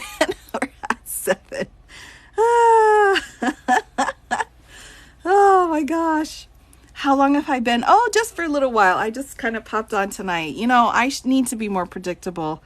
I'm for sure on Mondays and Thursdays. I just do a lot of bonuses, I guess. It's human error. Absolutely, Dee. That's exactly right. It really is. He designed Rico. Now he's a victim. I think that may be part of what the problem was perhaps he thought he knew Rico well enough to kind of walk the line, but I'm not sure. What do you do when a client falls down a conspiracy, a theory rabbit hole? Well, I nod and smile a lot. I'm like, You want me to do what? As long as, Amber, the hostility is just a bit too much. Sorry about that. Just a bit too much. There you go. That's for you. But yeah, I mean, I just have to, as long as it's not negatively affecting the case, Everybody's kind of got their own dippity-doos they like to do. So highly doubt you would make that mistake. Not true, Joseph. I did. I put the wrong client name. I put the wrong side. I've done so many cases as a prosecutor that I filed it as a prosecutor instead of defense counsel. It happens. You get your words misspelled or you mix the sides of the columns up. I mean, it just happens. Bob Ross said no. Well, I made happy accidents that were unhappy when the clerk called me and told me to fix them. How's that? Are you going to read it again? No, not tonight. Not tonight. I do have it on my YouTube channel. I've got the full reading, so you can go and check that out if you're interested. But tonight I'm just kind of doing a lightning Q&A. Oh, lightning fast. Yes, whoopsies. Happy little accidents. It happens. It happened. What is the job of the clerk of court? Well, the clerk of court is the ringleader, and they take care of what gets filed. They're in charge of the people beneath them that need to file different things, keep the dockets cleared, keep the paperwork in order. And by paperwork, I mean electronic paperwork. All of the files are kept, and they all have to be stamped and taken care of. So she's the keeper of the records, as well as the organizer of the records, as well as the maintainer of the records, and the caller to the lawyer that screwed up the records. She does that a lot. Or he, depending on who they are. Oh, goodness. I think they will move this to federal court. I don't know. I mean, they'll try, but I don't know. What's your YouTube channel? It's the same as my TikTok name. There's a typo on page 20. Yep, I doubt it. I mean, I don't doubt it. I'm sure there's at least one. There's got to be several. Yes, it's the same as this name. I would be sad if minor clerical errors justified mistrials. True, Andrew. Exactly. And we've even had clerical errors on warrants where the judges have come in and said it's a harmless error. So we have an entire doctrine of clerical errors that happen and have for a very, very long time. Yes, thanks for helping out my mods. They're working so hard. But yeah, I mean, it just happens. It's sad to live because people are almost, it's a lot. I can see any kind of extreme ideology is exhausting to be around. It doesn't matter, which side you're on. It's exhausting for sure. I would definitely agree with that. I'm not sure exactly. Yes, our mods are fantastic. Oh, our mods, I'm so thankful. I'm so thankful to you. You work so hard. I just pop on once in a while and everyone's like, what? Oh, some need some type of to help. Well, right. They do. It's difficult. And then some people, you cannot save people that don't want to be saved or that don't see a need. And I think Harriet Tubman has the best quote when it comes to that she had a certain number of people that she had helped and had 10 times that many that she would have liked to have helped, but they didn't see any problems. So that's not an exact quote, but I think that philosophy is exactly true. Like if they don't want to help or they don't think there's a problem, then there's not much you can do. They only need to prove 2 acts for RICO, but the jury has to be unanimous. True. Yes. In a criminal case, the jury has to be unanimous. Yes. Yep. Absolutely. Good point. You've done a great job walking through all of this and explaining this. Thank you, CyberDoc. Thank you. I'm hoping it's helpful for people. Thank you, Desert Skies. That's so sweet. Posting a grand jury decision while they're still convenient. Oh, come on. Come on, Joseph. Listen, Mr. Folletti. Look, it's a clerical error. I'm not sure what else you want to say. If you want there to be a big problem and to dismiss the case, good luck, but it's not going to happen. If you want to dismiss a grand jury indictment, you have to file certain motions. Just file the motions if you want to dismiss it.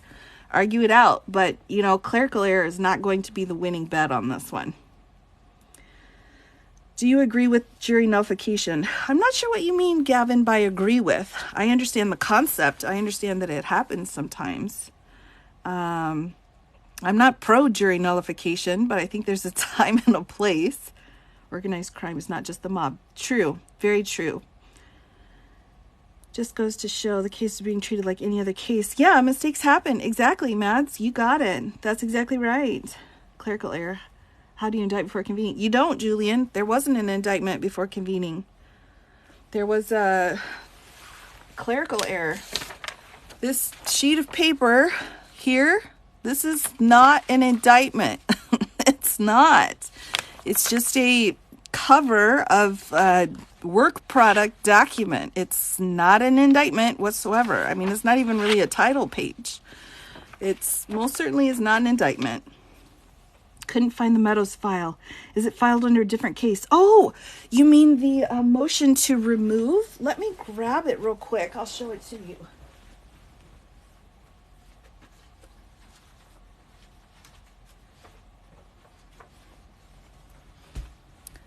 Okay, this one is what you're talking about. The notice of removal. Is that what you mean? Let me make sure I pull it down into the screen here. Right here, this is the case number. It was filed 8/15, document number 1. So this is what you're going to want to look up. We don't have a criminal case file here because it's up here. Yes, there it is. There you go. You can have screenshot it and look it up. It is available online. You may have to look around a little bit for it. We'd love to see the stacks of paper. Oh, I don't know about that. I'm looking to the side.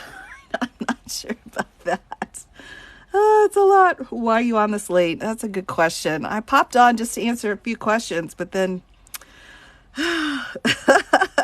Okay, got it. Oh, good. I'm so glad to hear it. Good. Yeah.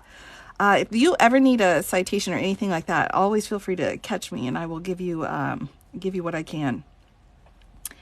Not being treated like any other case, any other defendant would be well, you got a point. Every time a Democrat loses an election, they scream fraud. Why have they not been arrested yet? Because they haven't committed any crimes. That's why they haven't been arrested. I mean, you have to do a crime and then you get arrested. Clarify for people in the back how, if any way, this case could be thrown out, please. Sure. So if you have,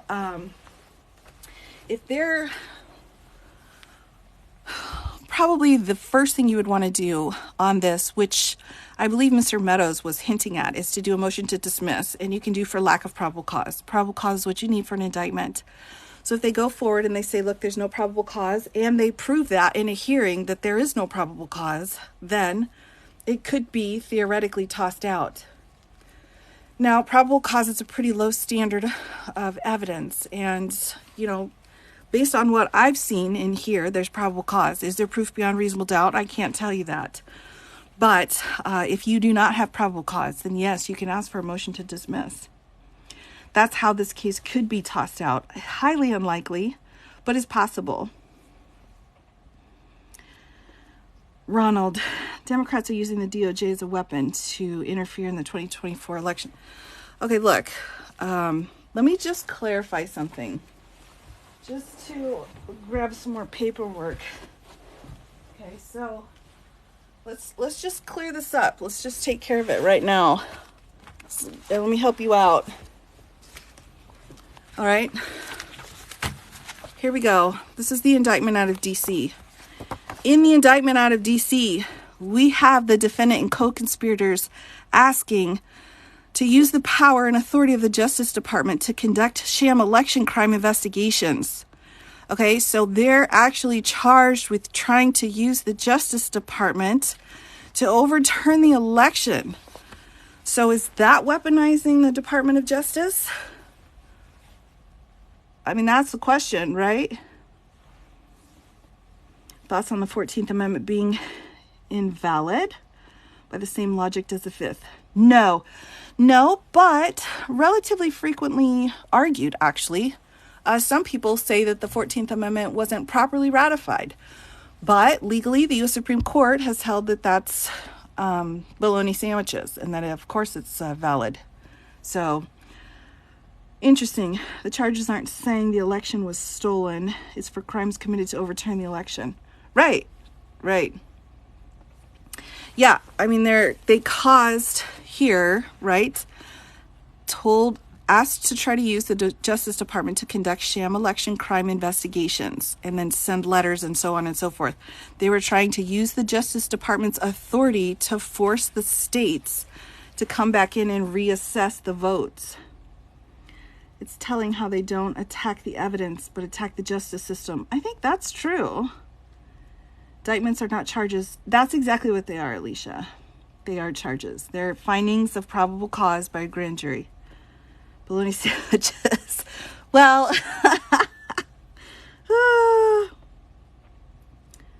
yes, I was explaining the idea of weaponizing the Department of Justice by using it as a way, or using it as a sword.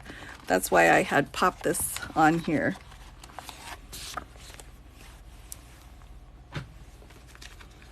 That particular statement of weaponizing the Department of Justice is one of those where I'm like, what? Wait a minute. Hold on, people. There we go. Now we're back. We're back to Georgia. What happens if these folks don't turn themselves in on Friday? Warrants. They'll have warrants for their arrest. Yep, they'll have warrants. They will get pulled in just like any other defendant that doesn't show up. Where are these people getting their information from? Oh, it's so true. The Google, it's your friend. The Google.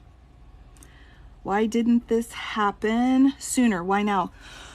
Well, Courtney, it takes a while to build a case. And in fact, a case is complicated. I've said before, I'm surprised it only took 2 years. But, what would have happened if they'd come in with these kinds of charges 3 months after January 6th? Everyone would have said, it's bologna sandwiches. They came in with all these charges. They haven't even fully investigated. Or 1 year later, oh, it's only been a year. They haven't fully investigated. So now it's 2 years. And it's like, wow, why did it take you 2 years? It took you so long. There's no winning. There's no way to win. You just, you do your investigation. When you've got the evidence, you go forward on a charge. Yeah, there was no good time to file a case like this. There's just no good time for it. I'm that too shy to post. That's not how it works. That's just not how it works. It's not about how long they spent putting a case together to give you a chance to put on a defense. That's not how it works. Who told you that? You need to talk to them. You need to clarify that. I want names. No, I'm just kidding. I do not want names. I'm just kidding. Hate all the blind. Yeah, it's true. Yes, please be respectful, people. Substantial amount of, this isn't a shock to anybody, right? We had the January 6th hearing way back in the way back times. This has been going on. Everyone's being asked constantly. They've all been asked questions constantly for 2 years. So it's not like, woo, big surprise. No, it's not a surprise. It's the benefit of discovering all the evidence at once. I'm not sure that, I'm really not sure even what that means, Matthew, discovering all the evidence all at once. Like, they are the evidence, so I'm not sure what you mean. Yeah, no, I don't know what you mean. Like, all the evidence all at once, yeah, I don't know. They've been called in, they've been questioned, their paperwork's been gone through, the committee's been there. Subpoena power. Yeah, subpoena power, sure. For what? Who are they going to subpoena? You can subpoena whomever they want. They could have asked questions all the way along. Uneven application of stumped ya. I don't think so. I'm stumped only because I'm not sure I understand the language you're using. Appears to be an uneven application of justice. I'm not sure what you mean by that either, Brian. Application. They've applied to everybody. Yeah, that's how it works. If I'm investigating an arson, I'm going to put my case together, and then I'm going to charge the arsonist. The arsonist is going to come in. They've got a year to take the whole thing to jail. Or the whole thing to trial. The arsonist isn't going to be like, I need 2 years because you guys took a year to investigate the arson. We don't do that. How's that even a possibility? How is that even okay, wait. Doesn't put timelines on trial. Oh, that's not how the Constitution works. The Constitution also doesn't prohibit homicide. Let me just put it to you that way, okay? Thank you, Dee. I'm going to go read the medals. Yes, and happy reading to you. Good luck in your journey ahead with your research. I wish you well. Have a great night. Yeah, the evidence is shown at trial. It takes a while to get all the evidence. They wanted to make an airtight case. True. That's exactly right, youngster. I mean, you got to have all your ducks in a row in order to make sure. Fair and speedy trial. Yeah, and the procedures are all set out depending on the code sections and where you're at. I'm going to start referring to everything as weaponized. Well, go for it. Super stash bros, go for it. I agree. I might get a t-shirt made, I'm thinking. Like, I'm going to weaponize the extra butter in my spaghetti. You know what I mean? Like, nobody else knows I put butter in my spaghetti, but I'm going to do it. Does that make it weaponized? Maybe. Listen to Dershowitz. I don't know. Is it getting late, everybody? I'm getting a little loco. I'm eating spaghetti. Well, seriously, right? I mean, you sneak a stick of butter in there because maybe your significant other, your partner in crime's, a little too skinny. You can just add a little bit of extra butter. Just because it's that bad. Just because Republicans committed treason, didn't remove him, doesn't mean he can't be charged. Well, yeah, you're right. Exactly. I mean, anybody can be charged. You do the crime, you can get charged. Out of tacos at Chipotle, I'm being weaponized. Yes, no, not Chipotle. Yes, the merch. It's in the works. We're working on the merch. Oh, asking questions is spicy. A little bit. It can be. It depends. Yes, it depends a little bit. We're getting a little bit loopy. Oh, my mods are working so hard. Thank you. Which one of these cases do you think will go to trial first? Great question. I don't know. I think DC is being pushed hard to go first, the federal DC case. So I'm thinking that's going to take precedence. But Georgia is really its own animal. So they've really kind of got their own butter for president. One of my students gets annoyed with me. I'm going to say, don't weaponize your attitude. Oh, my goodness. Oh, I love it. I absolutely love it. I love it. Buttergate. I love it. Will the trial get pushed back? It's a good question. I'm not sure. I don't think it's going to get pushed to 2026, but thank God for Gen Z voters and the eventual extinction. Well, we'll see. I mean, our parties have really moved and changed a lot over the years. I want a t-shirt. I blame the weaponized spaghetti. Oh, my goodness. Oh, my goodness. Oh, my goodness. A little extra butter on your spaghetti. Vote. Oh my gosh. Oh, carve heads of the dairy princesses. You do not. Travel guy, is that true? I can't believe you. I can't.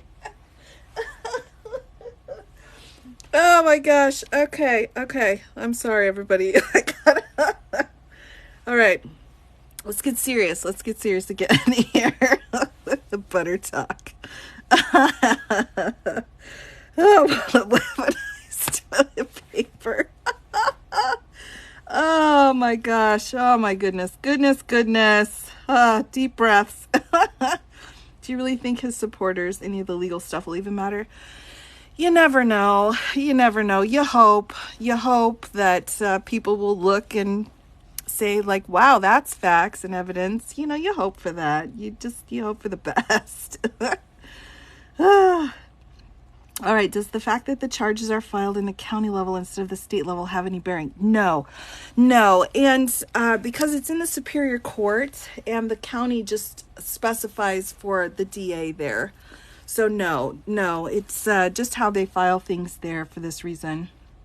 For this one. This is fantastic. Oh, thank you. Salted or unsalted? Stop.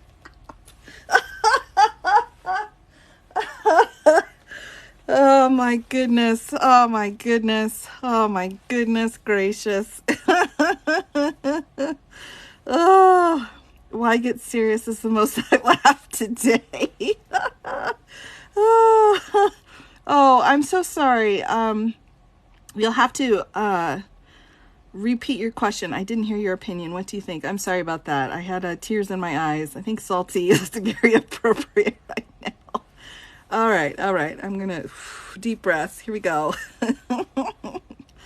Code word weaponize. Yes. I can't look at butter the same. I don't know what happened. This has really gotten away from me here, people. All right. We had a question in here. I'm sorry. Hi from New Hampshire, Spud. Hi. Woke butter. Oh my goodness. Gathering evidence and all, but it does not seem. I'm gonna get this. Does it not seem just a little odd, the amount of invalid? No, it doesn't. It doesn't seem even a little bit odd. Nope. What does woke legally mean?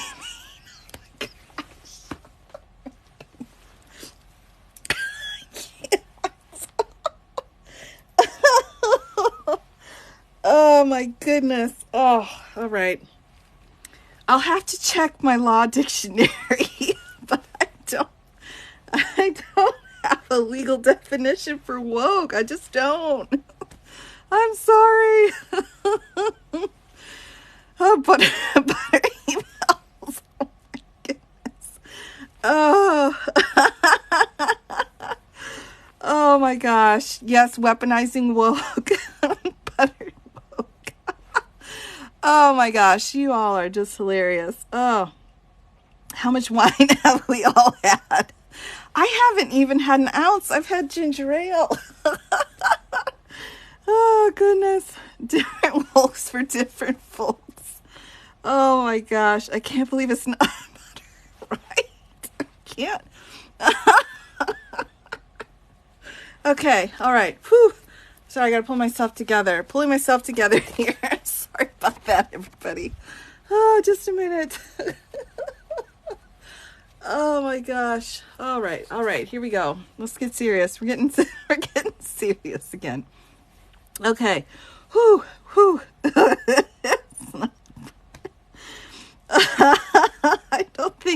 I feel like we're not really pulling it together. I know it's not that funny, but for some reason it's hilarious to me. Oh, all right. Here we go. We're serious. We're coming back. Here we go. Back into. Oh, better woke up.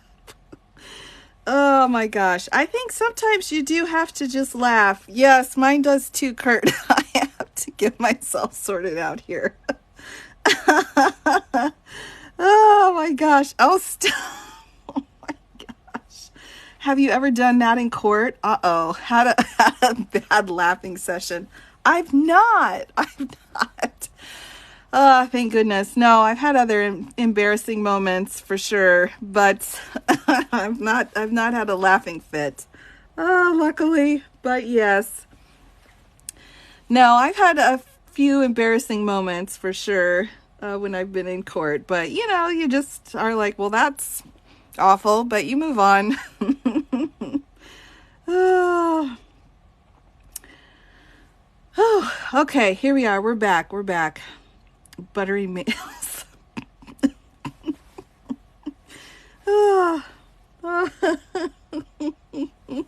I'll be in court. Anytime I see butter now, I'm going to have an issue. Oh my goodness. Is the TikTok so we can read the comments later? Yes, no, I've not. There's been a few times where I've had a few situations where I'm like, that could have gone better for me, but probably was the worst situation. I was in the middle of a very serious proceeding and was presenting evidence, and I had gotten done with my direct examination, and it was time for the cross, but I had like 10 pots of coffee, I swear. And so I had to go to the bathroom so bad. I just did. I had so much coffee. And so after I was done, they said, is the state done? Yes, the state's done with direct. And they're like, okay, defense counsel. And I said, wait, Your Honor, state needs to go to the bathroom. So I had, no. I just had too much coffee. Oh my goodness. Come on. The state just, I just needed to use the restroom because I had too much coffee. So when I got back, everyone just laughed so loud, and I could hear all the defense counsel and the judge. I was like, okay, I'm sorry, everybody. I was only gone like 3 minutes, but still, you feel bad. But ever since then, I remember, don't drink so much coffee if you're going in for a really long hearing. Just like pace yourself. Oh, yeah. Yeah, the state needs to, it's pretty bad. Oh, yeah. Yeah, you just say, Your Honor, the state requests a recess. And if he or she looks at you funny and says, I think we can proceed, then you just explain. You can go up and say, Your Honor, may I approach? And then defense counsel comes up. So it's just you and defense counsel explaining it to the judge, which is better. And then, of course, the clerk of court or the court reporter has to type everything down so it goes into the record forever. But, that just can happen. It happens to everybody. Yep. Weaponized bathroom breaks. Oh my goodness. Yes, it's true. Yeah, sometimes we just have, you just drink too much coffee sometimes before a big case because you haven't slept in days. And so that just happens. So, yes, well, maybe not quite that bad, but it wasn't great. It wasn't great. It was a learning moment, but, it just happens. It just happens.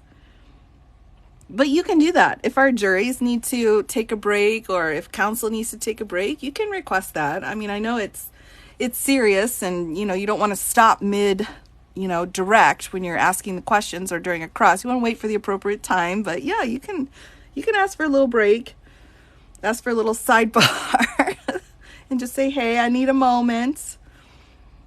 It just happens. It just happens. That's just part of life, it's just part of practicing. We're people. We have to take care of what we have to take care of sometimes. So nothing that bad. It wasn't anything that bad. But anyway, I digress. The point was, no, I've not had a giggle fit in court. So thanks for the laughs. You're welcome. Oh, you're welcome. You're welcome, Miranda. Where's the long robe? Their bathrooms are so close to, their chambers are just right there and they can go in whenever they want. But meanwhile, the rest of us, schlebs have to go walk all the way down the hall. But that's just the glamorous life of being an attorney. Is there a reason proceedings go so late into the night instead of adjourning like Georgia? Good question.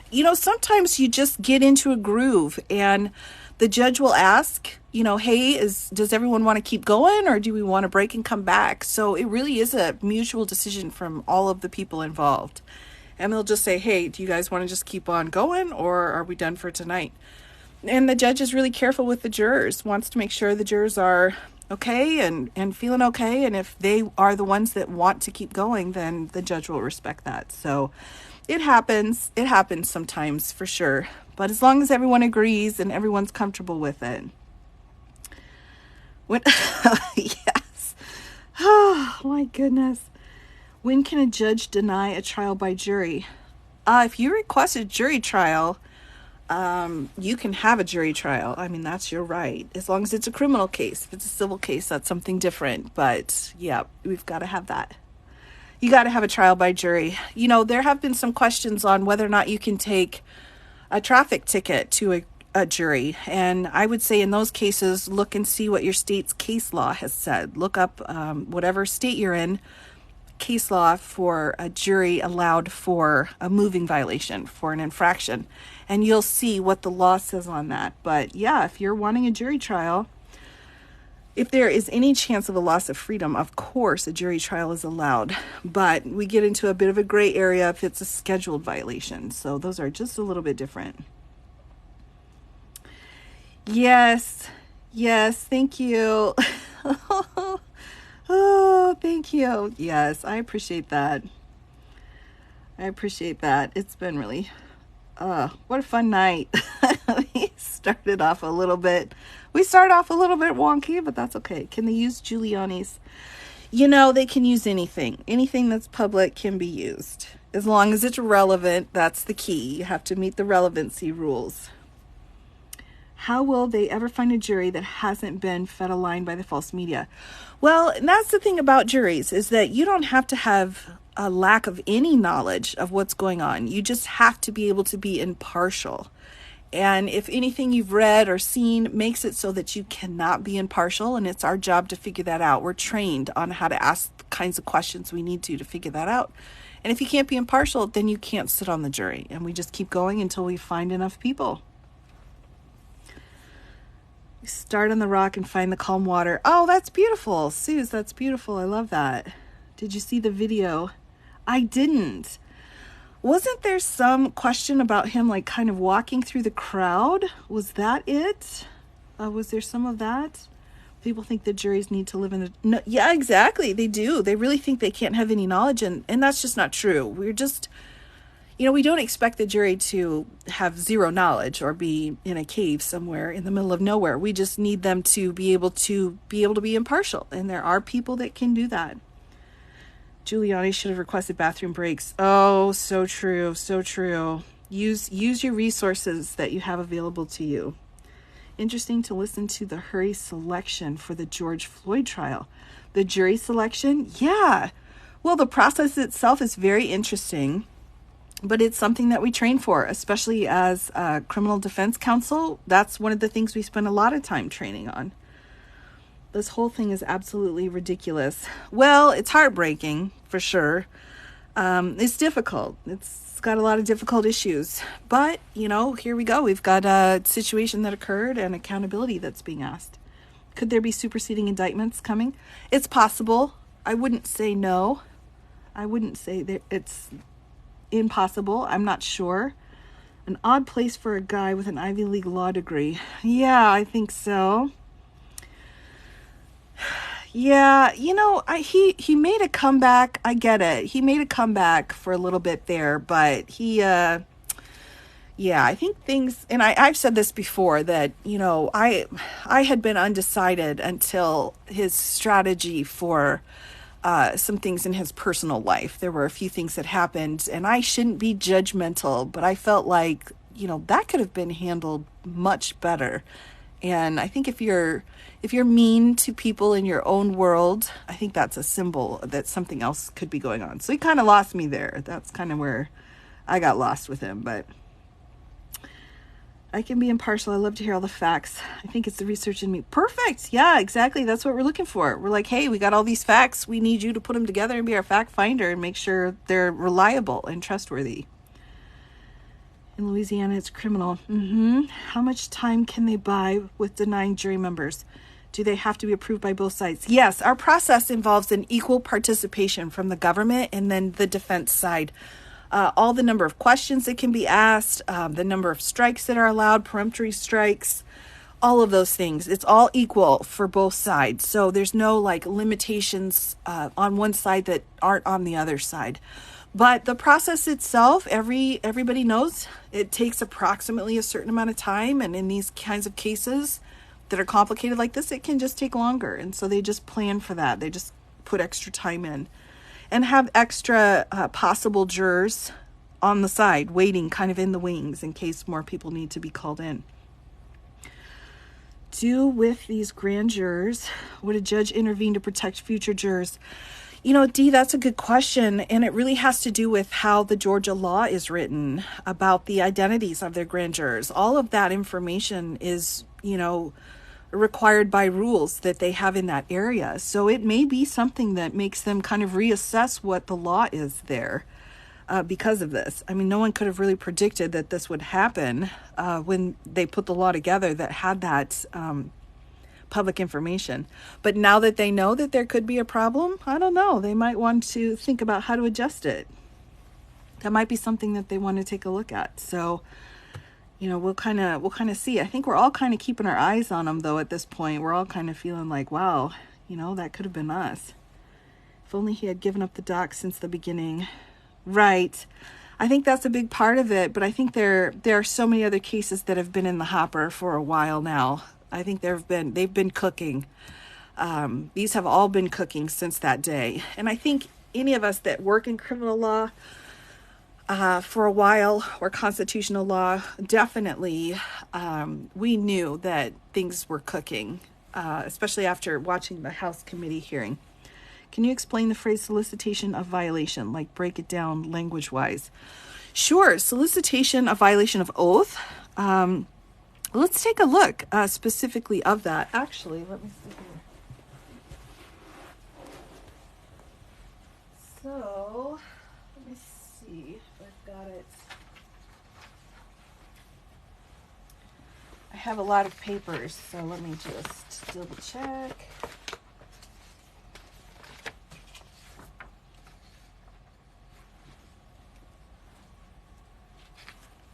Okay, so 4:7. All right, so this section, I printed out one section. The public oath is someone who has sworn an oath. So anyone who is a elected official will swear an oath when they come into office. But the solicitation piece of it is under Georgia Code 16-4-7, criminal solicitation. So it sets out a person commits the offense of criminal solicitation when, with the intent that another person engage in conduct constituting a felony, he solicits, requests, commands, importunes, or otherwise attempts to cause the other person to engage in such conduct. A person convicted of the offense of solicitation to commit a felony shall be punished by imprisonment of not less than 1 or more than 3 years. So that's the definition. What they're saying for solicitation is they're asking a public officer to violate their oath. And so they're asking them to do an offense that would make them violate their oath. Solicitation is one of the inchoate offenses. And we've kind of talked about this before. We've got, for our inchoate offenses, we have a little bit different way of proving these. And we have 3 of them. We have attempt, we have conspiracy, and we have solicitation. These are the offenses where we don't have to have successful acts in order to charge. We just have to have overt acts or substantial steps in the direction in order to prove it. So for solicitation, what we have is someone asking someone else to do an illegal act or a felony under the statute. And the felony that they're asking them to do is to violate their oath by doing something that was unconstitutional. Does that make sense? Those inchoate offenses get tricky. Exactly. Yeah, like he did for Pence or the governor of Georgia. Yes, anyone asked to violate the Constitution is going to be in that solicitation area. Asking them to find votes, that would be an example, yes. Asking them to call for a session, even though there had been no reason for a session. Asking them to use fraudulent electors. All of those things would be violations of the Constitution. He pled the 5th through the hearing. Yes, does that make RICO more challenging? Not necessarily. Not necessarily. I wouldn't think so. I think that kind of information, though, calls into question, like, why would he plead the 5th? And what questions was he asked where he was pleading the 5th? And so I think that could put together a really good set of direct examination questions. Yeah, the special session call. Yep, exactly. So all of those things, I think, combined together. Yes, there are a lot. You don't think he will take the stand? I don't advise any of my defendants to take the stand, but it is their right. They have the right to do that if they want. So it's up to them.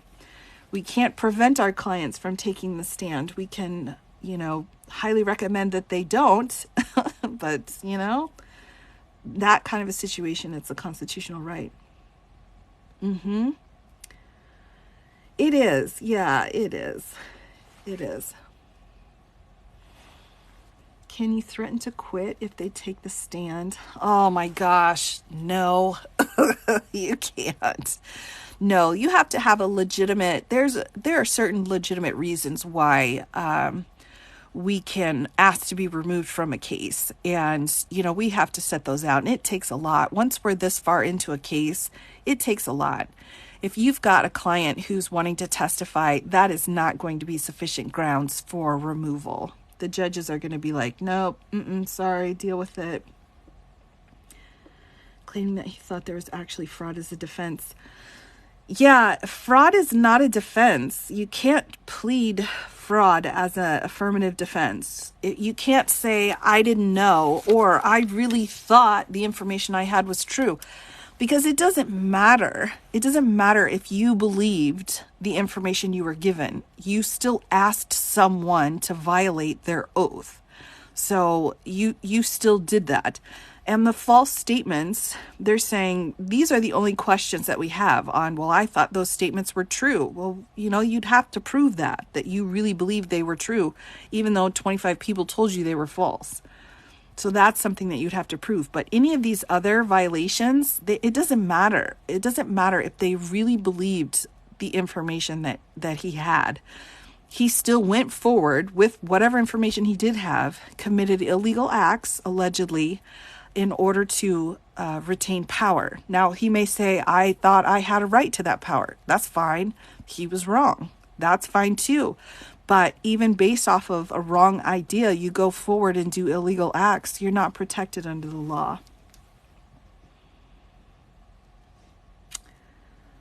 Do you have to know that it's a violation of their oath? No. Nope. Ignorance of the fact can eliminate mens rea.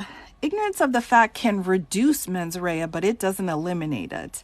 It absolutely doesn't. And I think the perfect example is a situation where you're like, oh, I thought this person was 18, but they weren't. It's like, I'm sorry, but they're not 18. And so now you're being charged with a crime. It can reduce it. Just like, perhaps consuming certain kinds of beverages can reduce your ability to make good choices, but it's not going to exempt you or diminish or complete all of your mens rea out. Yeah, exactly. Just because you don't know the law doesn't make you absolved of a crime. Exactly. Very true. Very true. I kind of think he told his advisors. I think so. I mean, again, you can get bad information, but if you do illegal acts based off of bad information, you're still doing illegal acts. That doesn't change your culpability. It's just, maybe you could sue that person. You gave me bad information and I had to go to jail. Maybe you could sue them if there was a fiduciary duty. But, other than that, not criminally. I don't see a way, at least some won't receive conviction. It seems like it. I mean, there's just so much information here. It seems like this is all going to be about credibility. The jury will assess the credibility of the witnesses and the evidence submitted. That's what it's about. He lost time and time again in court. Yeah, over 60 cases. And the courts were saying repeatedly, nope. He could say, I think all 60 judges were wrong, okay, but, that's kind of a you problem. That's not really a, justice problem. That's like an issue there. Most of his legal counsel are also in the indictment. Yeah, exactly.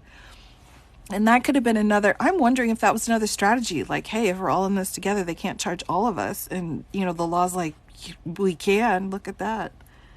Can you talk about the instructions the judges give to the jury? Sure, travel guy, you bet. So jury instructions, very, very important. How are you, ma'am? I'm doing great. Thanks, Coffee Cat. So jury instructions, we have a set of instructions we give to all of our juries. The basic ones, don't talk to the people about the case. And if you've got questions, what you can do and blah, blah, blah. But then when it comes to specific charges, we will give instructions based off of the elements that need to be proven, along with any defenses that the defendant may put forward. So if there's self-defense or any of those kinds of things. Also, some basic definitions may be included in the instructions. The key with jury instructions is that both sides sit down essentially with the judge and they come up with the jury instructions. You can have a couple hundred jury instructions for a complicated case like this. You could have 250, 300 jury instructions. So it's this huge, huge file that the jury goes through one page at a time and answers the questions.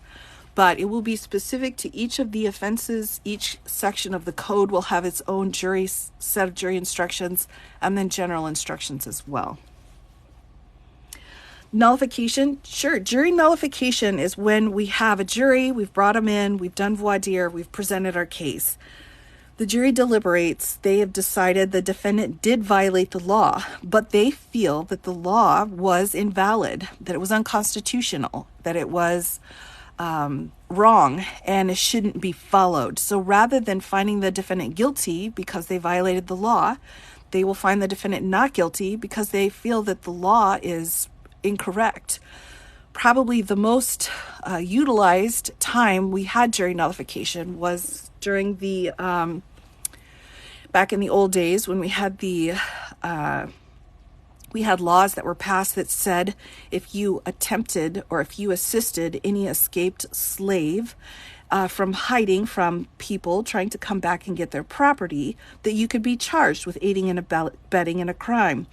The juries in the North, time and time again, they found that law repugnant. And they said, no, the law is bad. We're not going to find anyone guilty under this law. That is probably the most utilized time we had jury nullification. So there are times and places when our juries look at our laws and say, that's completely atrocious. I can't abide by that. That's when you have jury nullification. We don't instruct jury nullification. It's not an instruction that you would give. That's not how jury nullification works. Nope, it's not a jury instruction. Nope, it's just a legal concept that is taught. It's illegal to instruct jury. Yeah. We don't put that in there because, again, it's a legal concept. It's not something that is part of it. How can you make sure a potential juror isn't biased? Great question, Quinn. And, we all have some bias to some degree, but we are trained, and especially as criminal defense and as government attorneys, we are trained to voir dire the heck out of our jurors. And we question and question and question, and we use our years of experience and training in order to figure out who's really got some bias here, and we try to eliminate them. Criminal defense attorney here. Oh, welcome. Thank you for the hard work that you do. We appreciate that. Most jurors wouldn't know nullification. Yep, it's true. Would a judge admonish a jury for asking about nullification? Probably.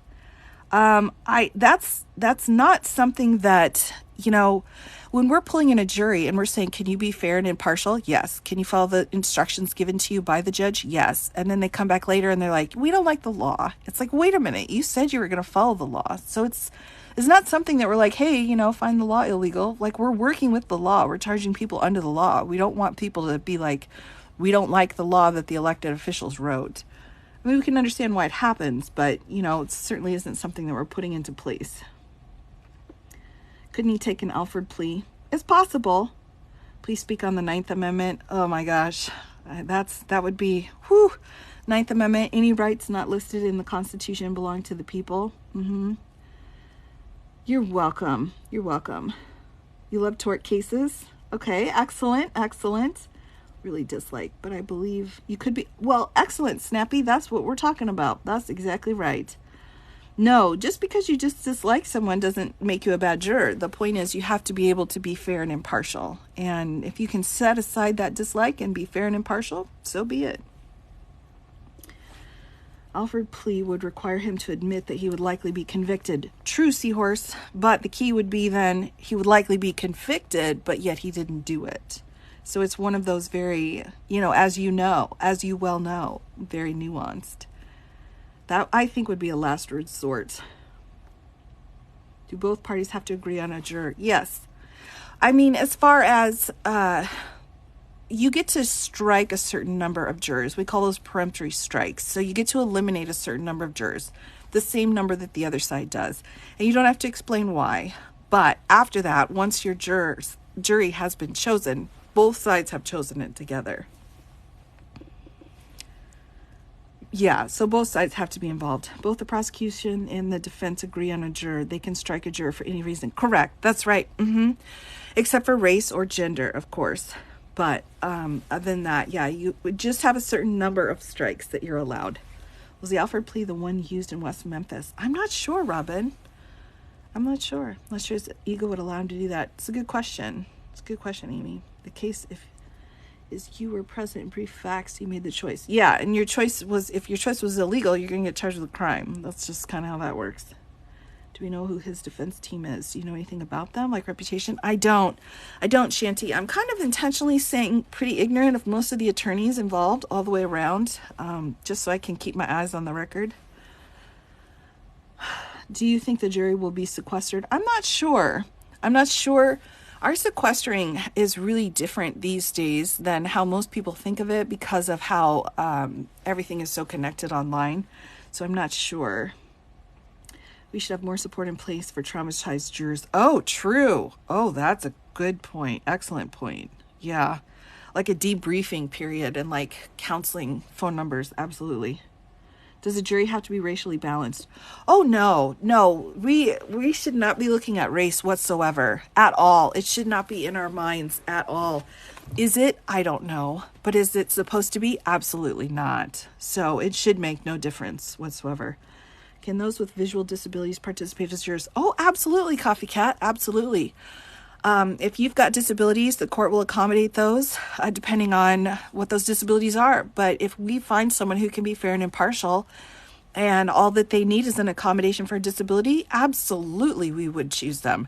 If we need an interpreter, if we need some kind of a reading device or some kind of extra breaks, if there are physical problems, yeah, of course we can accommodate all of those things. The key is if you can be fair and impartial. And if we are going to have a great juror, but there's a disability involved that makes it so that they need a little help, that help is available. Once the trial starts, can a juror be removed? Yeah, although it's bad. It's real bad. It leads to all kinds of complications. There can be lots of questions involved. That's why it's so hard to get out of jury duty. True. Yeah, received my law degree from use. Oh, very nice. Congrats on that. But yeah, they keep everybody for jury duty. Do we know how much discovery, if any, has been produced so far? In Georgia? No, we don't know yet. That information's not available. Please explain the Ninth Amendment. Okay, short and sweet. Ninth Amendment. Those rights that aren't listed, so any of the rights that are in the penumbra under the Dobbs case, it means that the right to abortion is not included in the Constitution. If Washington Gillespie, we have that case, and that has to do with the right to unalive someone if they're terminally ill. So that's the other huge Ninth Amendment case that's come up. Again, any of those rights listed in the penumbra, meaning the water blots of the Constitution. So that's the Ninth Amendment. Short and sweet. Got out of jury duty. Greg, shame on you. Shame. Oh, go UC. Oh, love that. Is there security for the jury so they don't feel under threat? It depends on the jurisdiction. I mean, we try to be really careful with our juries. I mean, we're so thankful to our jurors for sitting and doing this job for us. We're so thankful. So we try to be careful. And I can say in a case that's this big, it's going to be a really big deal. We're going to be careful. Every U.S. citizen needs to see a breakdown like this. Yeah, it's a lot. I mean, it's, I think everyone needs to have a good idea of what's going on. I've never been picked to be on a jury, but I want to be. Well, good luck. Good luck to you. I hope you get picked too. I know we can't see the case live in federal court, but we'll get the evidence at the end of the trial. Usually. A lot of that evidence will come out, and it'll kind of seep out a little bit too during the trial as well. So it won't be a complete lack of any information. It'll be just not actual footage of what's going on. Yep.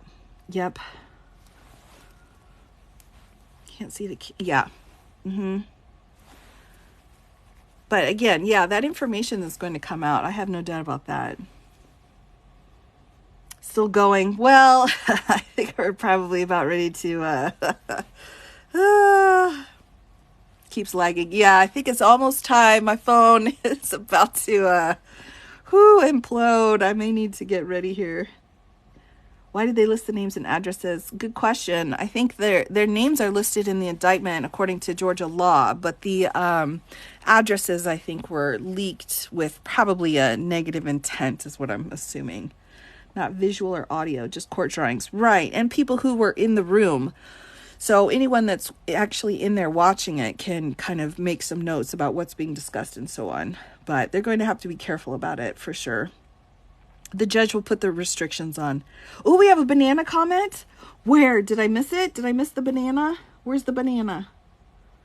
Oh, USA's become a banana republic. Yes, we got one. Oh, I was worried. We would get through the whole night and not get a banana republic comment. Oh, thank you so much for this. It's education. Oh, I'm glad. It could be helpful.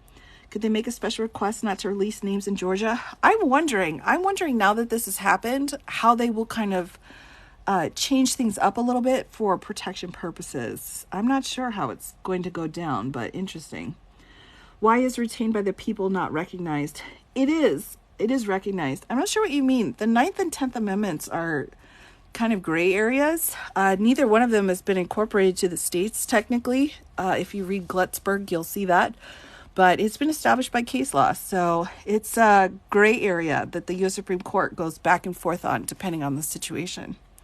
Thank you for all your hard work. Oh, you're welcome. Oh my gosh, thanks for joining. How can they prove they didn't cheat? Cheat what? Didn't cheat. Who didn't cheat? What's cheating? Sorry. You have to be more specific. I've got too many things going on in my brain. The argument is defense needs to strike jurors ASAP when they're bad. But it's a poor argument. Okay. I hope you know how much we appreciate you. Oh, Rosie, thank you. Thank you so much. I'm thankful for that. Oh, I do try. Just to give information as best as I can.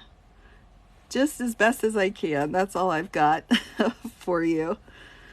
Oh, will all the co-defendants be in the same trial? It's possible, Firefly, and it sounded like she wanted to do that. And you can kind of see why. All of the defendants have count 1 charged. So all of the evidence that's going to be set out for count 1 in front of the jury, they're not going to want to do it each time, like 19 different times for 19 different people. So at least for count 1, they're going to want to keep everyone together so that they just put on one case for the jury for each person for count 1 rather than having separate trials. So you can kind of see why she would be looking towards doing that. But then the counts vary depending on what else is going on. Perhaps. I think there's a lot of people that haven't been listed in here. Oh, thank you, Greg. Thank you. I do try to explain. I do try. Yes, I don't think allowed SCOTUS Holmes. If you ask Justice Kavanaugh, I don't think allow is the correct word. You can't break the law regardless of whether or not fraud is proven. Exactly. Yep, that's exactly right. That's just one of those basic tenets that we have in our legal system, that even if you believe that there's a problem, that's fine. But if you break the law, you get charged. I really appreciate you making this accessible. Oh, thank you. I'm I do try. I hope. Thanks, Suze. I hope that sometimes we get a little bit of a rocky start, but I hope that the information is useful. It's a stressful time right now, and there's so much bad information about how this process works and how to go about it. It's just really I really wish people would know how it actually works, how it actually goes down. It's interest on these cases. Oh, thank you. Yeah, again, I don't think politics really needs to play a role when you're learning about the law. I think your politics, take and go and do what you wish with it. That's fine. But for me, I just try to just kind of give you what the rules are. Oh, thank you, Norma. Law and order. Yeah, it's a good question. Can you talk about why witnesses' homes may not be protested? Well, I think if you've got any kind of witness tampering, no matter who you are, we have a law, every single state and federal. We all have laws that state there cannot be any witness tampering. In fact, Mr. Trump's been charged in 2 different cases with witness tampering in DC and in Florida. And you can't do that. You just can't. It doesn't matter who you are. You don't have to be the defendant. But if there's an ongoing case and there's a witness who's going to be called and you go to their house and you protest, you're tampering with them. You're intimidating them, and you can be charged with that. That's specifically what those code sections are set for. Butter, we can protest judges and jurors' homes that don't prosecute that anymore. Oh, I don't know what you mean by that, Dale. You're going to have to restate your question, please. I don't know if people still support him. You know, everyone's kind of got their own way of looking at things. Do you think the 14th Amendment, Section 3, be used against this defendant? I think it's possible. It's being heavily debated. I think it's a valid question, and it's a valid debate. I'm not sure how it's going to fall, though. But I think this may be a turning point for that particular section. This may be the time where that part of the Constitution really gets set out and explained. And honestly, the U.S. Supreme Court may be involved in that clarification of that. So we'll see. It's a huge legal debate for sure. 1507 of the codes, hampering judge, jury, witness. It's illegal. Thank you. Thank you very much. Regal, you got it. You got it. 1507. Perfect. Love the citation. I love that. SCOTUS homes were protested in front of what? Didn't you see? Yeah, I know they got protested, but, that it's not something that was, it's a little bit different though, isn't it? When we've got SCOTUS judges. Like I said, look up Kavanaugh. Kavanaugh wrote a huge, piece about that and put his feelings out on how SCOTUS needs to be better protected and that protests need to not be happening. So, love from Wyoming. Oh, thank you. Thank you so much. Can you explain 14th Amendment, Section 3? Sure. It just says that if you've held a position where you've taken an oath to uphold the Constitution, but then you later are part of a rebellion or insurrection or offer aid and comfort to enemies of the United States, you may not hold an elected position again. That's Section 3 of the 14th Amendment. It was part of one of the post-Civil War amendments because of all of the people involved in starting the Civil War. And so basically they said you can't come back and serve again. So the question is whether or not we do have insurrection or rebellion, and whether or not that's technically something that has to legally be defined, those terms, or if it's the general premise that was set out with the intent of the amendment. So those are the legal arguments for and kind of against it. Whether or not they automatically attach or whether or not they need to be proven based off of the definition in criminal law, those are yet to be determined. Wow, I think I went off on a tangent there. Sorry about that. The 14th Amendment is one of my favorites. I do enjoy talking about it. Oh, goodness.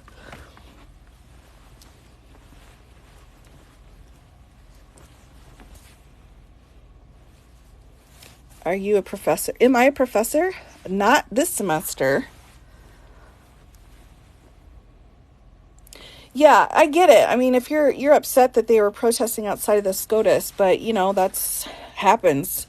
Our most recent SCOTUSes are kind of controversial, and so people went and protested. It happens. It's been happening. It's always been happening. I mean, there's been decades. You look back at other judges that have been protested. That's just happens. I'm not saying it's right. I'm just saying it happens. Who determines if it was insurrection? Clearly it was. Quinn, that's the exact question that has to be answered. That's what the debate is. Who determines that? Who determines that definition of insurrection? It's being argued that we all know what it means and therefore it should apply. Others are saying, what is the legal, technical definition? And is it the technical definition for the time it was written or for today? Controversial conservative judges are bought and paid for. Well, I think there's some questions about that. Insurrection was never charged in any January 6th case. Well, again, technically under federal law, it wasn't. But the question then is, maybe the reason why it wasn't charged was because they had other things they needed to take care of. Just like why in the DC indictment for Mr. Trump, it wasn't charged. Like it could have been, but maybe there was a reason for it. The legal arguments are that technically, under the code, it doesn't have to be charged. It just has to be what we believe, what we know insurrection to be. Wouldn't it be Secretary of State to enforce the 14th Amendment? That's another element, another key piece of the equation as to whether or not what role the Secretary of States would have in including the name on the ballot. I mean, these are such great questions.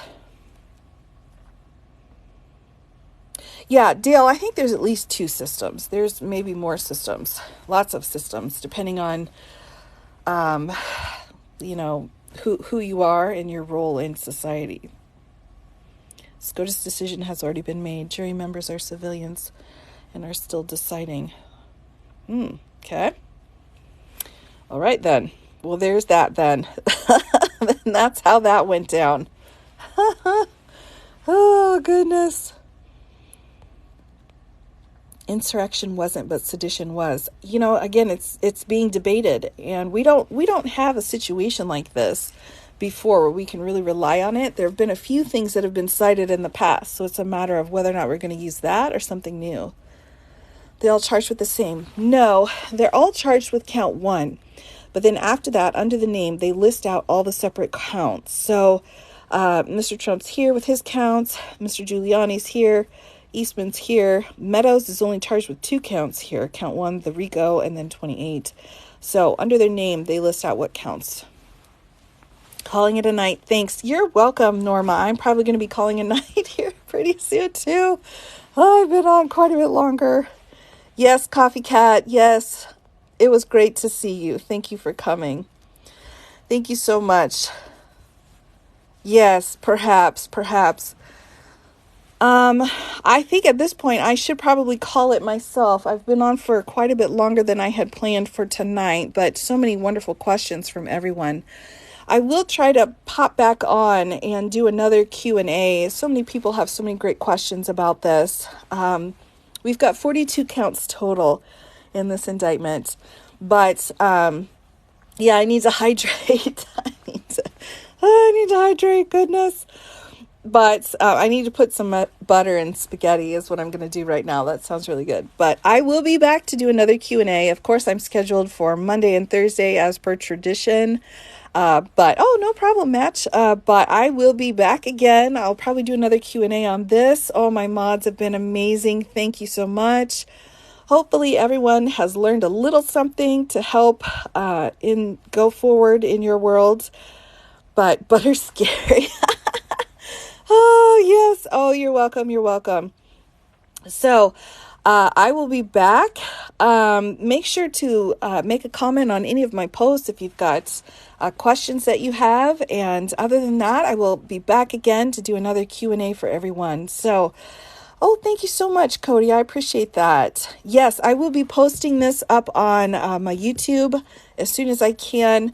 The last one I did not transfer properly, so I wasn't able to upload it, but this one should be good to go. So have a wonderful night, everyone, and I will be back on again.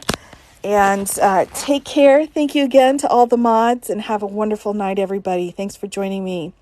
Oh, thank you. Thank you so much. Have a great night.